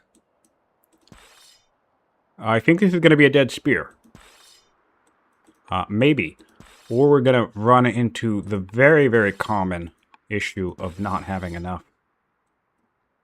Oh, yeah, no, we're going to have to put a warrior out in the open, even if we do kill the spear. So we'll very likely lose a warrior. Warrior for a spear is not necessarily the worst trade, but yeah, not looking so great.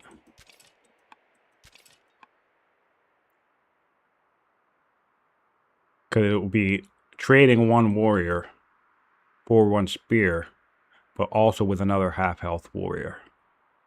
So we're kind of down half of an extra unit. 26 of you guys in the chat. Thanks for joining us today. Huge shout out to everybody for being here. Huge shout out to the players. Energy of the tournament remains high after the first couple weeks, finishing up with round 1. Entering round 2, exciting times. New maps have been distributed, new opponents have been distributed, and more games have been scheduled. So, lots to stream and lots to talk about.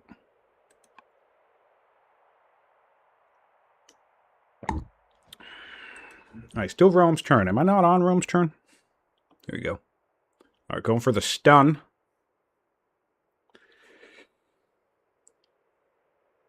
As good a position as any for a tactician when you're dealing with a bunch of slingers. Oh, we have another upgraded warrior.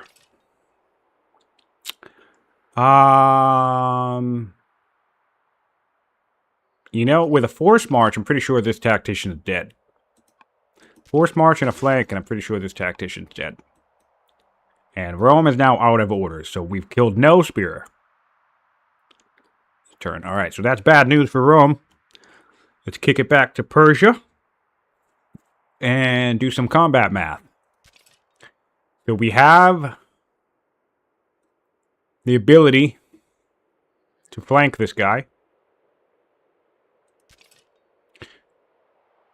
I don't know that we have the orders, though. But we could lock him down, which is nice. So we could, yeah, we could force march to here, do some 8 damage without the counter because we're flanking. And take a whack on this guy. Honestly, I would ignore the raid right now. There's nothing in this city that matters. So I would go full speed ahead on this battle and just like let the raiders do raider things and come back to it later, I guess. I mean, I suppose if I were worried about the raiders, I wouldn't even attack in the first place. All right, so we are retreating and healing.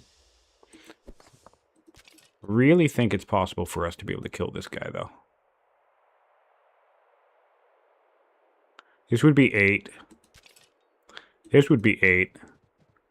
Nope, we're turning around. Not ideal.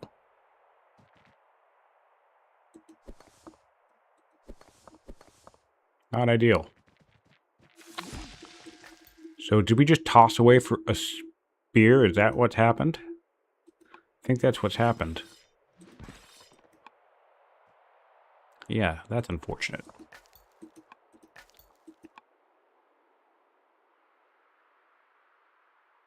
Well, we could go try to save it. Take this scout here, pop it on this tile. That's a body block. Make your opponent work a little bit more for it. That would force, I think that would theoretically force... No, I guess you could use these 3 forest tiles. I was trying to think of a way to force a unit out onto these tiles. So maybe we get a kill next turn, but... The sea peoples are having a party in Parsa. I don't think the repair is necessary, but here we are. Spear coming out in 5 and Comus. Interesting. Going for a miner. We're not worrying about the other unit in Carmania. Not sure how I feel about a basic miner, but here we are.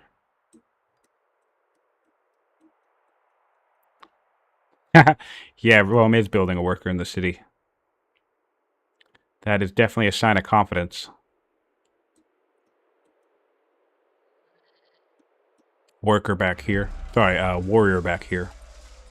Probably would have done that the other way around, but whatever.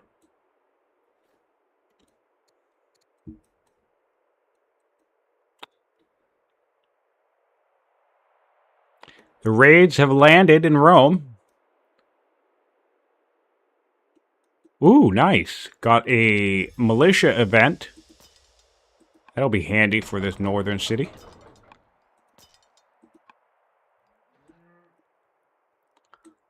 Looking rough for Cliff. Interesting. Well, let's look at science. How we doing? Just took a lead on Romans, but otherwise they're doing all right. Order advantage Persia. I think Cliff is fine. Obviously picked a fight when they probably shouldn't have. And also, you really need to be mindful of positioning. Although, I think now this tactician can die. So this is actually good news for Persia, in my opinion. It's actually great news for Persia, because Rome doesn't have any orders left. So, Rome just handed Persia a kill. Yeah, Cliff is fine. For right now, anyway. Yeah, this is literally just a free kill. You just flank on either side. Hopefully, Cliff remembers the flanking rule. Oh, Bull Moose, if you're in here or watching or doing anything, your tip video, I don't know if we've discussed flanking enough, because that's a relatively recent change. So some players really need to be made aware of the fact that you can dodge flanking, counterattack by flanking units, if they aren't aware. I think we've seen at least one player in the tournament so far not be aware of that mechanic. I think more than one, to be honest. Just a couple. But, yeah. All right, so Cliff does have an opportunity here to take the tactician off the field, and I would take it. Does look like we're going for it. Great. Flank. Do it right. Do it right. Well, he's going to do it right now, whether he wanted to or not. Spear, spear, spear. Doot, doot, doot. Doot, doot, doot. And boom. Perfect. Yeah, I'm going to call that a win, honestly, for the Persians. Because, yes, we lost a spear for warrior. Not the greatest trade, but we take the tactician on the field, so we get to do exactly what we're doing right now, which is pressure more. And we have more spears. And it's going to be spears versus warriors, and we still have ranged superiority. Yeah, so this is looking fine for the Persians. This is looking fine. Ideally, you don't want to fight in the woods, but these spears are really going to do a number on these warriors. And even just 2 damage is kill secure. So 1 to 2 damage is all you need to make a kill. Yeah, so because this is like, what? Oh, well, this is 8 damage. So 2 spears could just kill this guy. Or actually, no, this is a great example. Perfect. So this guy would do 8 damage. This guy would do 7. Well, now he'll do 8. Did we take an opinion hit? Ooh, 9 damage. That's delightful. Great news. Politics in both of these nations suck, though. I mean, yeah, not really great strong political situations from either player. The Romans are lucky insofar as their champion family is pleased. But, I mean, that's pretty much all they have really going for them at the moment. In terms of politics, anyway. And our ruler died with 3 ambitions active, so that's going to be 3 legacies, which is gross. I think we'll complete the minor one. The farmer specialist will be tricky, doable in 20 years, but certainly not something we want to have to do. And then produce 5 food. Oh, sorry, 1,000 food. I wouldn't be surprised if that gets failed. So we're looking at a potential minus 10 legitimacy from these 2. Gross. That always sucks. In fact, speaking of which, we only have 40 legitimacy now. For those of you getting new to the multiplayer scene, new to the dueling scene, practice cognomens. We're 30 turns into the game, and our previous ruler had at most the pioneer, which is what you're going to get for settling 4 cities. Find a way to get easy early cognomens. The 3 easiest to get... Oh, hold on. We're going about war. Battle! Battle. Oh, nice. We killed the ruler while we killed... Oh, actually, I'm curious about something.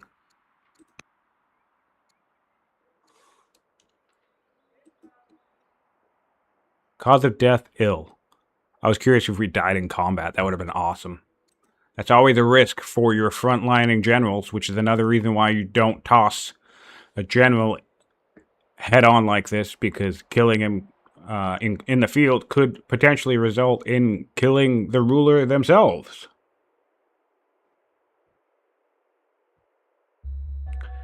Alright, so I think Rome's going to have a bad turn here.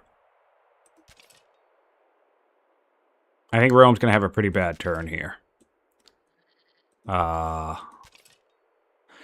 In fact, if it were me, I would force march this spear back here, get a unit here, bring this spear up here, and get a unit here.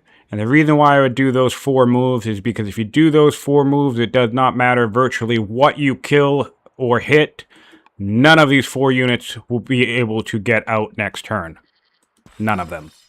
Because even if they score a kill, none of the other ones will be able to move. So,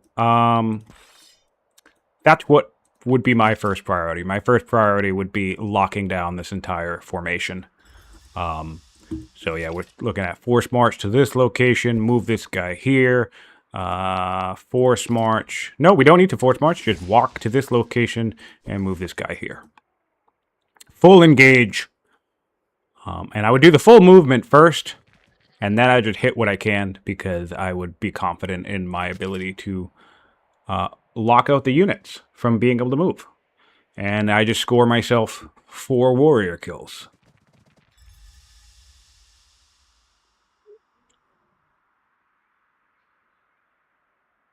And yes, Mojo, that is correct. And just to be clear, the ignored flanking mechanic is only for the units on the opposite side. Right, the actual flanking unit. So let's say you well, that doesn't make sense. Let's say for the sake of the argument, this spear and this slinger are flanking this spear in the center. These guys will ignore counter damage. These 2 guys, I know their range, they wouldn't get countered anyway, but just talking about the tiles, like if these guys were warriors, these guys would not ignore counter damage into this tile because they are not specifically the thing flanking this unit. But the 2 units flanking the unit will completely ignore any and all counterattack damage. That includes tactician damage. That includes the general 1 damage poke that a melee unit takes in combat when it hits another melee unit. That includes fortifications. The only thing it doesn't include is cities, because you cannot actually flank cities, so you'll still take your 1 damage poke when hitting a city. With the Danes rating? Persia. Good question. Persia. I don't even think the Romans have met the Danes. The Romans haven't even met the Danes. So yeah, these guys will be raiding Persia indefinitely until the Romans finally meet the Danes. Yeah, a bit of a missed opportunity there for Persia, in my opinion. You could have completely obliterated the Roman army, and I think that could have potentially been a game-ending situation. Certainly enough to secure the central city, and very likely the ability to push them all the way back and secure Hesperus as well. Especially while the Persians don't know this, especially while there's still a little bit of cleanup happening in the central core. So that is unfortunate to me. But of course, nothing wrong with playing cautious. Being risky can always backfire.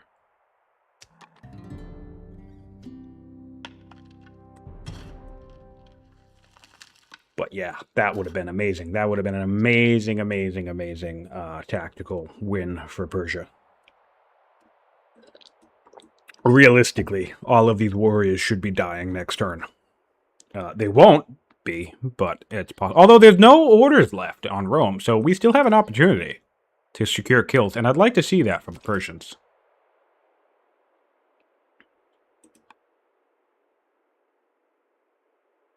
Yeah, Mojo, that's new as of like 5 months ago. So that makes sense. That was new. Relatively new anyway. Within like the last 6 months, give or take. Yeah, so Raiders doing raiding stuff, but really, I mean, in the grand scheme of things, this isn't a huge deal. It's going to be an order attacks once we finally kill all these guys. So it's really mostly going to be up to the Persian player if they want to keep tangoing with the Romans or if they want to get their capital in order. If I see an opportunity to take out 4 warriors, though, I kind of want to take it. I can get back to this. Nothing bad's gonna happen here.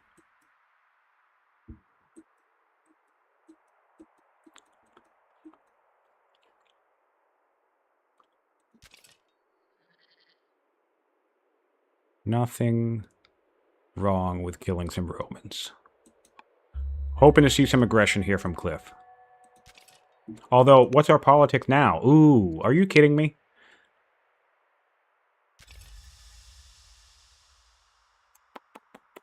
Not ideal. We're going back to deal with the tribe. The one thing that sucks about this is that I just realized from the politics is that every tribal unit in our border is a -20 opinion. So this off-map raid is actually a little bit harsh, more harsh for the Persian because of the hunter's territory. We're at -202, and 80 of that is coming from just these guys. So a little bit more of a priority to clear this, I suppose.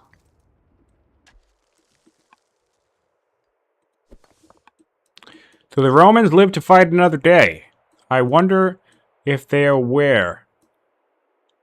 If they are aware of how close they came to doom there. Because that was a fight that the Persians absolutely could have won.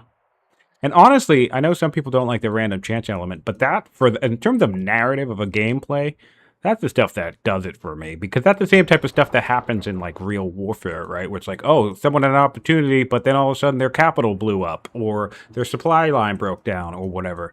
And I think that makes, for me, it enhances strategy games. Because I like that unknown aspect. Where, like, Spain was totally going to conquer England, and then a hurricane happened, and whoops, the entire fate of the human world and history changed because of a weather pattern.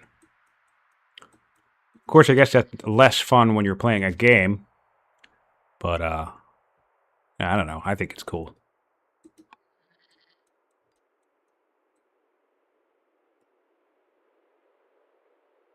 I think that's probably what's funny about history in general and the way that we talk about it. It's very easy to talk about how Hannibal was a genius. But, I mean, his cross across the Alps could have failed. Easily. In fact, I bet you if you mathed it out, I bet you that crossing probably only even had something like a 15% success rate. And we, like, live in a world where he actually pulled it off. But we could live in a world where Hannibal would have been a footnote in history if he never made it across the Alps. And same thing with that big battle. What's it called? Cannae?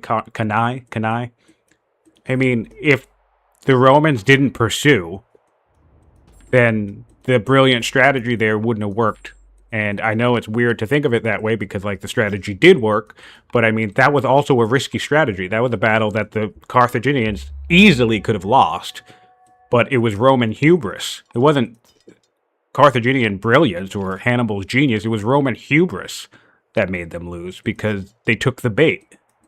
So I think I just always find it funny when people talk about history and then apply it to strategy gaming because there's just as much luck in actual strategic warfare, if not more, than there are in these games.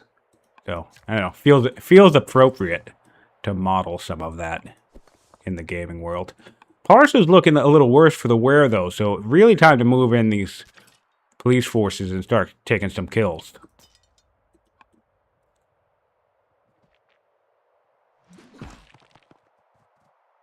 Probably more fun in a game than being on a Spanish boat in a storm. Indeed, I would concur. I would definitely agree with that. Not ideal.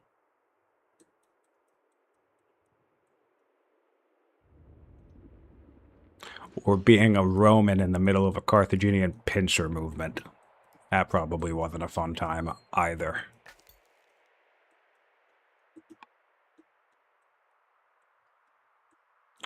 Yeah, man. History's wild. Alright, spoked wheel in 9 turns for the Persians. When are we going today, by the way? Oh, yeah, we have plenty of time. I have a game later today. I'm playing my round 2 match today. Very, very excited for it. But that's not for a few hours, so we get plenty of time. We'll go for spoked wheel next. Chariots could come in handy. Will be interesting to see when those come online in relation to the Roman spears, because we do know that the Romans have... Oh, 8 turns, yeah. So that's going to be right at the same time. 9 turn spoked wheel, 8 turn phalanx, and all of the Roman warriors will likely upgrade to spears. So unfortunately, this spoked wheel grab is kind of a bit of a dead tech in our current situation, because once Rome's have a bunch of once Rome, forgive me, I'm mumbling a lot today, has a bunch of spears, then that spoked wheel value is going to drop quite a bit.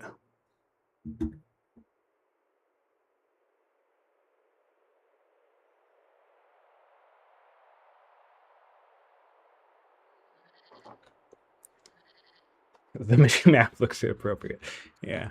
It looks like, what are you talking about? It's a bell. That's what it is, the bell. Romans are almost done finishing with their Sea People invasion. Oh, loving to see...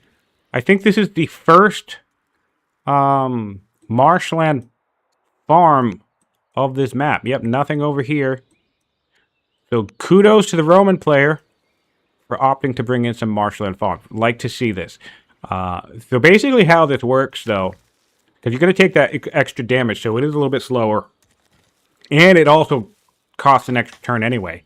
But just to quickly explain how you would do this, is you hop on the tile, you build a farm, it takes 4 turns. You're going to take 4 turns worth of damage, right? So what you do is you build the farm, then you hop off and you heal yourself. And then you go again. And you hop off, you heal yourself, and then you go again.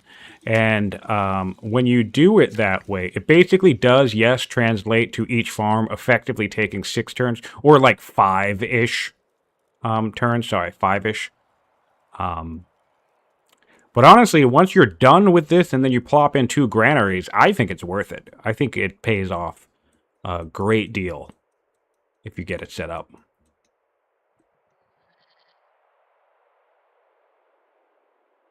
Definitely a bell. All right, so the army has returned to the capital in Persia to bring peace and stability back to the people. 5 discontent in the capital, unfortunate. Good amount of that is from all the poke we've been taking. With 4 units in the region all ranged, this has probably been getting an extra 40 discontent per turn, which is just nightmarish. That's a... We're getting 11 now, so yeah, that's like a 400% increase. 500% increase, something like that. Yeah, so crazy, crazy, crazy. But, yeah, we should make some quick work of these guys now that our army is in the region. Yeah, plenty of military around. And fortunately, that event is once per game. So even if there are more droughts in the future, there should not be any additional foreign raiders, at least from the drought. And that's one of the few events that I can think of in the game, in competitive mode anyway, that does leave the door open for off-map raiders. There aren't very many events that leave that door open, but that is one of them. And yeah, it's 1 per game, so now that this crisis is resolved, hopefully Persia will not need to worry about policing its homeland again. Although politically speaking, could still do a bit better on opinion. However, look, we already went down a bunch here because we killed a bunch of tribal units. So that's nice. What's our heir? We have a zealot heir. That's nice. That's actually quite nice because the oligarch of the Hunter's family is a zealot. So once we trade rulers, opinion's going to shoot up as long as this oligarch remains in power.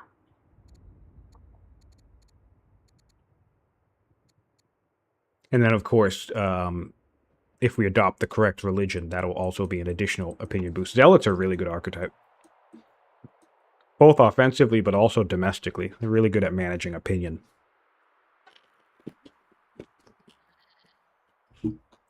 Another raid. Posturing Romans. Romans really flexing their...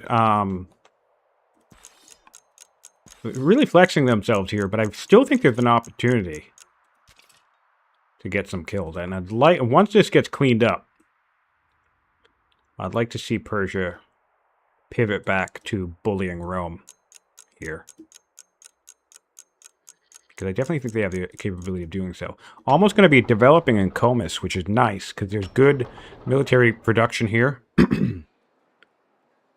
And how are we on laws? 1 law in Persia. Yeah, I'm not really sure I understand. I think even citizenship Or steel. Steel would have been a great grab in this situation. Because, I mean, you're Persia. You have to assume the Roman player is going to bring spears into the map. So I think steel probably would have been a better grab instead of spoke to wheel here. I definitely think spoke to wheel has value, even with a Persia or Hittite player. But I think at this stage in the game that we're turn 38, opting for an 8-turn spoked wheel is feeling like you're going to just throw yourself into a dead-end tech, because in any turn now, I would be expecting a bunch of these warriors to be upgrading into spears. And we know, as the observer, that that will happen, or can happen, in 6 turns, which will be happening before spoked wheel. But honestly, if I were playing as Persia, I wouldn't even be surprised if it happened next turn, because turn 38 is entirely within a window that a Roman player or any player could get phalanx and start showing up with spears. So yeah. Spoked wheel is such an interesting technology. I think it's powerful. I think it's powerful early, too. But it's also very, I suppose, easy. Might not be the correct word, but I'm going to use it anyway. Relatively easy to counter, so it can be risky. Oh, Chancellor. Yeah, okay. Make the heir a Chancellor. That would be a sizable increase in training. But we're pretty old. We're 56. So I don't think we're going to have a lot of time with our daughter being Chancellor. But that could be part of the thinking behind it. Of course, let's take a peek at what characters that can be Chancellors and see if we have any other good ones. Our Oligarch actually could be a Chancellor, so this would be good news for us to help our Hunter opinion.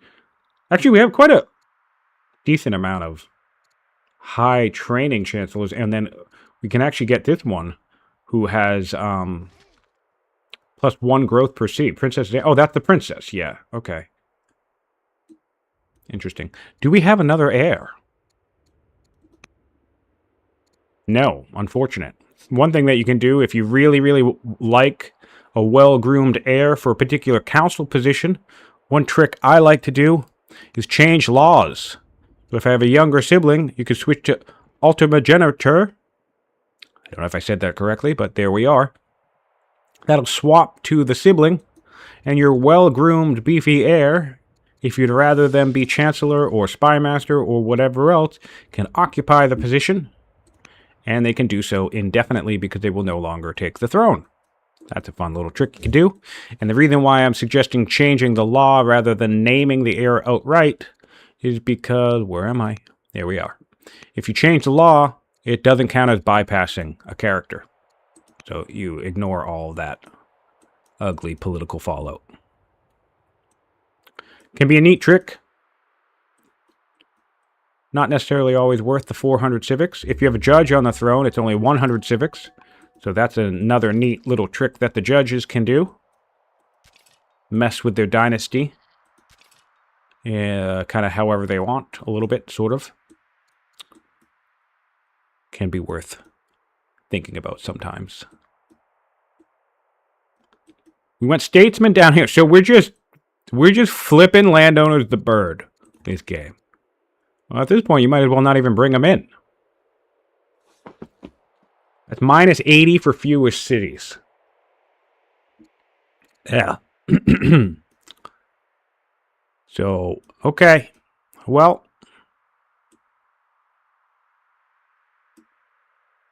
I still love you, landowners. Even if Lerrike does not. Poor guy.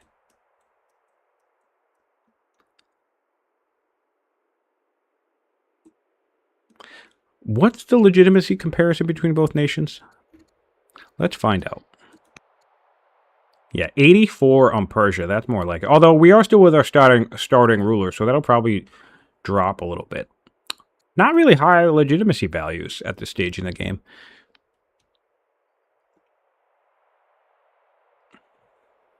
Oh yeah, I was going to go on a tangent before this fight broke out. Practice cognizance. So the resourceful is probably the easiest one to get in the game right now. Lots of harvesting. Very easy for Persia and Riders nations in particular because you have the second scout. But with the Romans, we got Pioneer, which is what you're going to get for settling 4 cities. It's only plus 40 legitimacy. You really want to get in your mind, if you're playing in these competitive 1 versus 1 duels, how a quick path to at least 50. 60 is harder to achieve, but still relatively doable depending on what you're doing. But the easy 50 cogs are exploration, so intrepid, so getting around the map, getting a lot of landmarks, and resourceful are probably the 2 easiest cognoments to achieve, which are both scout and exploration based. Outside of that, the other one is if your ruler is the general, kill lots of stuff. That will get you the warrior. Let me show you. I just do cognomen. The warrior is for killing stuff. Every time you kill a unit, and every time you kill a unit as a general, both of these stack. And then at every 1,000 points you get, you go all the way up this cog. So the invincible actually is one of the only plus 70 cognomens in the game about outside of the normal cog line. And this is arguably, the lion and the invincible are arguably the 2 easiest 60 plus cogs to achieve, because all you just need to do is murder a bunch of shit with your ruler. So on a heavy tribe-based map like this, run around securing kills with that early tactician or zealot will get you climbing up that legitimacy train very easily. Other obvious picks, building wonders. Building just 3 wonders, which, I mean, that's pretty expensive. But if you have a builder, you can do it. Building 3 wonders before your first ruler dies will get you plus 60.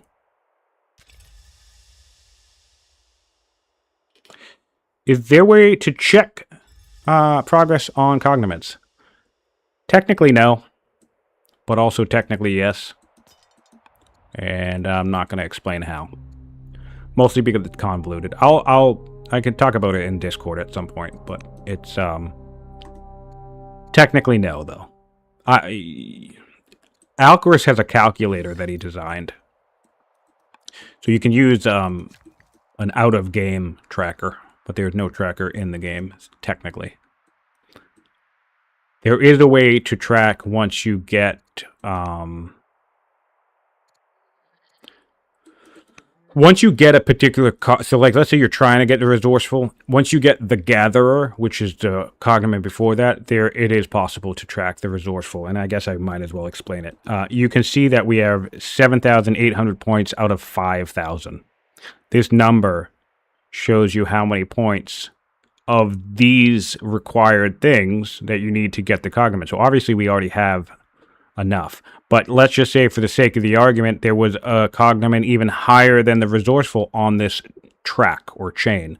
So it was like, I don't know, plus 70 or plus 81, right? If we knew it were plus 80, then this, 7,800 out of 5,000 for this cognomen would actually, in a roundabout way, inform us how close we are to the next one. So, there is a tricky, silly, convoluted way to be able to track them as long as you're going up the same chain. So, for example, I cannot see how close I am from the resourceful to the good, or the strong. Rather, the strong is plus 60.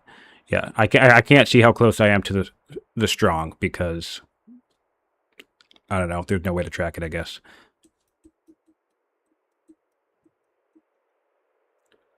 So, yes and no, basically. Persia has been saved from the relentless hordes. And we're going around and starting to repair everything as well. So, yep, everything is fine. Big order attacks, but actually nothing gets pillaged and completely removed. So that's good news. And then we can turn our eyes back towards Rome.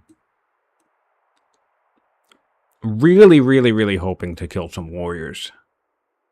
It's just so funny watching these games play out, because there is a window here for Persia to really, really flex some muscles.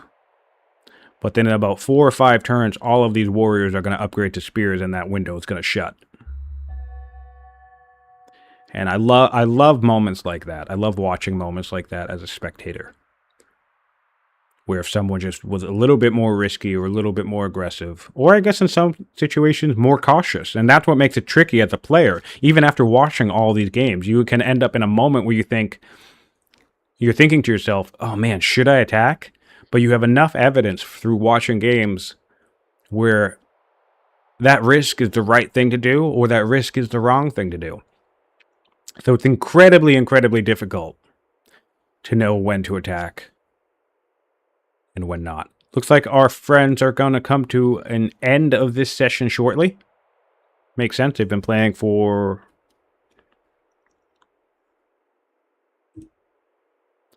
2.5 hours now. Excuse me. Solid first session.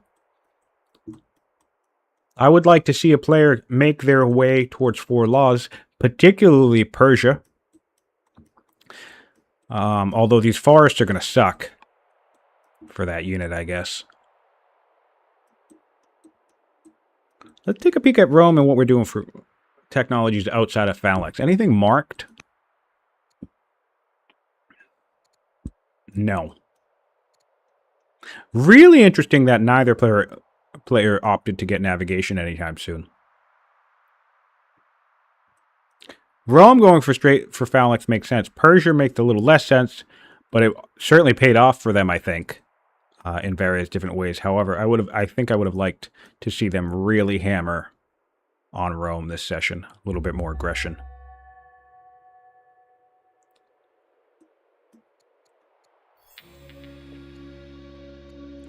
Ooh, this is a great event. You can get an event. You can get an ambition to... Ooh, we went for robust.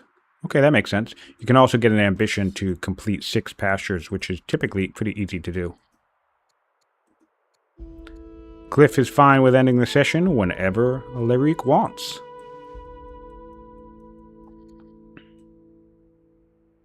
One thing I might do as Persia, I mean, we're still working on this worker, but once this worker finished, I might come out and chop every single forest out here. Like with a force march. Like, get my worker right here, wait a turn, and then just chop, chop, chop, chop with a force march this whole thing. Come back to the border. Next turn, do it again. Force march, chop, chop, chop, chop, chop, the whole thing. And create a better battlefield for me. Should Rome aggress or should I advance? Because between slingers, sentinel, and my unique unit, I really, really don't want a border battlefield to be comprised of a massive amount of forest. It's already going to be hard enough to launch a siege on this central city with all the forests lying around. But I certainly don't want my opponent to be able to stage against me in well-defended forest. This is a river. This is a double river. Lots of river terrain. And then, yeah, as with this forest cover, Rome could, in theory, occupy all of this terrain and be relatively safe from Persian harass. So yeah, when this worker comes out, I would do my first order of business. Even if it cost me an entire turn of orders, I don't think I would care. I would burn this whole forest down. Might even be worthwhile bringing another worker up to get that done quickly. Really depends on your read of their opponent, and their aggression. Ugh, man, I can't speak today, man. Tongue-tied. It depends on your read of the opponent and their level of aggression. And I think Lerrike has already demonstrated that they're not afraid to tango. Yeah, I would burn that down. Sorry, I'm just staring at this wood, musing Both the pleasures of burning it down. 2 slingers coming out, 2 sentinel slingers coming out. Really nice to see that. Miner finished up in Persia. Worker coming out. Oh, did we swap? No, we actually did. All right, so we're going to save here. I'll cause an extra save as well. Turn 42.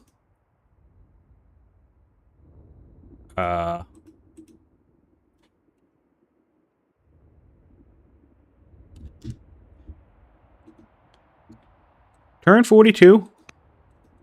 Early aggression from the Roman player. Early skirmishing for the central site. Decent military buildup from both players. Drought impacting both players with a foreign invasion. And kind of a tearing down of the economy a little bit. Economy in Persia is not looking so great, actually. Politics is looking a little bit better. Roman economy is a bit better. They have positive gold. Actually, no, it's hard to say, because the metal income in Persia is actually fantastic. 89 is great. Yeah, hard to say. I guess their economies are relatively similar. Okay, so I'm going to do a final stat recap while we end this session. See where we're at on turn 42. Yeah, their wealth is neck and neck. Population specialists. 6 specialists in Rome, 4 in Persia. Workers, 4 in Rome, 2 in Persia. Military units, 11 produced in Persia. But the unfortunate thing is I think we're going to lose the window of flexing that power, taking our spear advantage and knocking out a few warriors. Notice that we have 9 warriors built in Rome, and we absolutely had an opportunity a few turns ago to kill at least 4 of them. So that would have been a really nice swing for us in terms of power and put Rome on the back foot. But we missed that opportunity in large part due to the necessity of dealing with the foreign invasion attacking our capital. So it does make sense that we didn't take the opportunity, but it's a shame to have missed it. Laws. Both players have 1 law. Rome has 6 technologies to Persia's 5. Improvements controlled. Persia has 14 to Rome's 13. So very, very minor economic development at this stage in the game. And that's likely because of all the conflict and the chaos that both players have been dealing with. So that does make sense. Let's take a look at orders. Persia doing Persia things with 22 orders to Romans 17. Approximately 150 extra orders poured into the game thus far. Military score. Neck and neck on military score. Another unfortunate aspect of the fact that Persia didn't go for that crazy flanking maneuver and locking the Roman army in, because it could have been a decisive advantage here. And again, the Romans in approximately 4 or 5 turns are going to have a bunch of spears everywhere, so that's not something to look forward to. What else is good? What else do we care about? Legitimacy looks good for Persia. Food looks crappy for both nations. Iron's really great for Persia. Stone is kind of crappy for both nations. Yeah, so plenty of opportunity for both nations to take an economic lead. I think if between the two of them, I'd probably favor Persia with their iron output here. Although Rome does have the better gold income. All right, I think that's it for me today. Thanks for tuning in. Over 20 of you in the chat.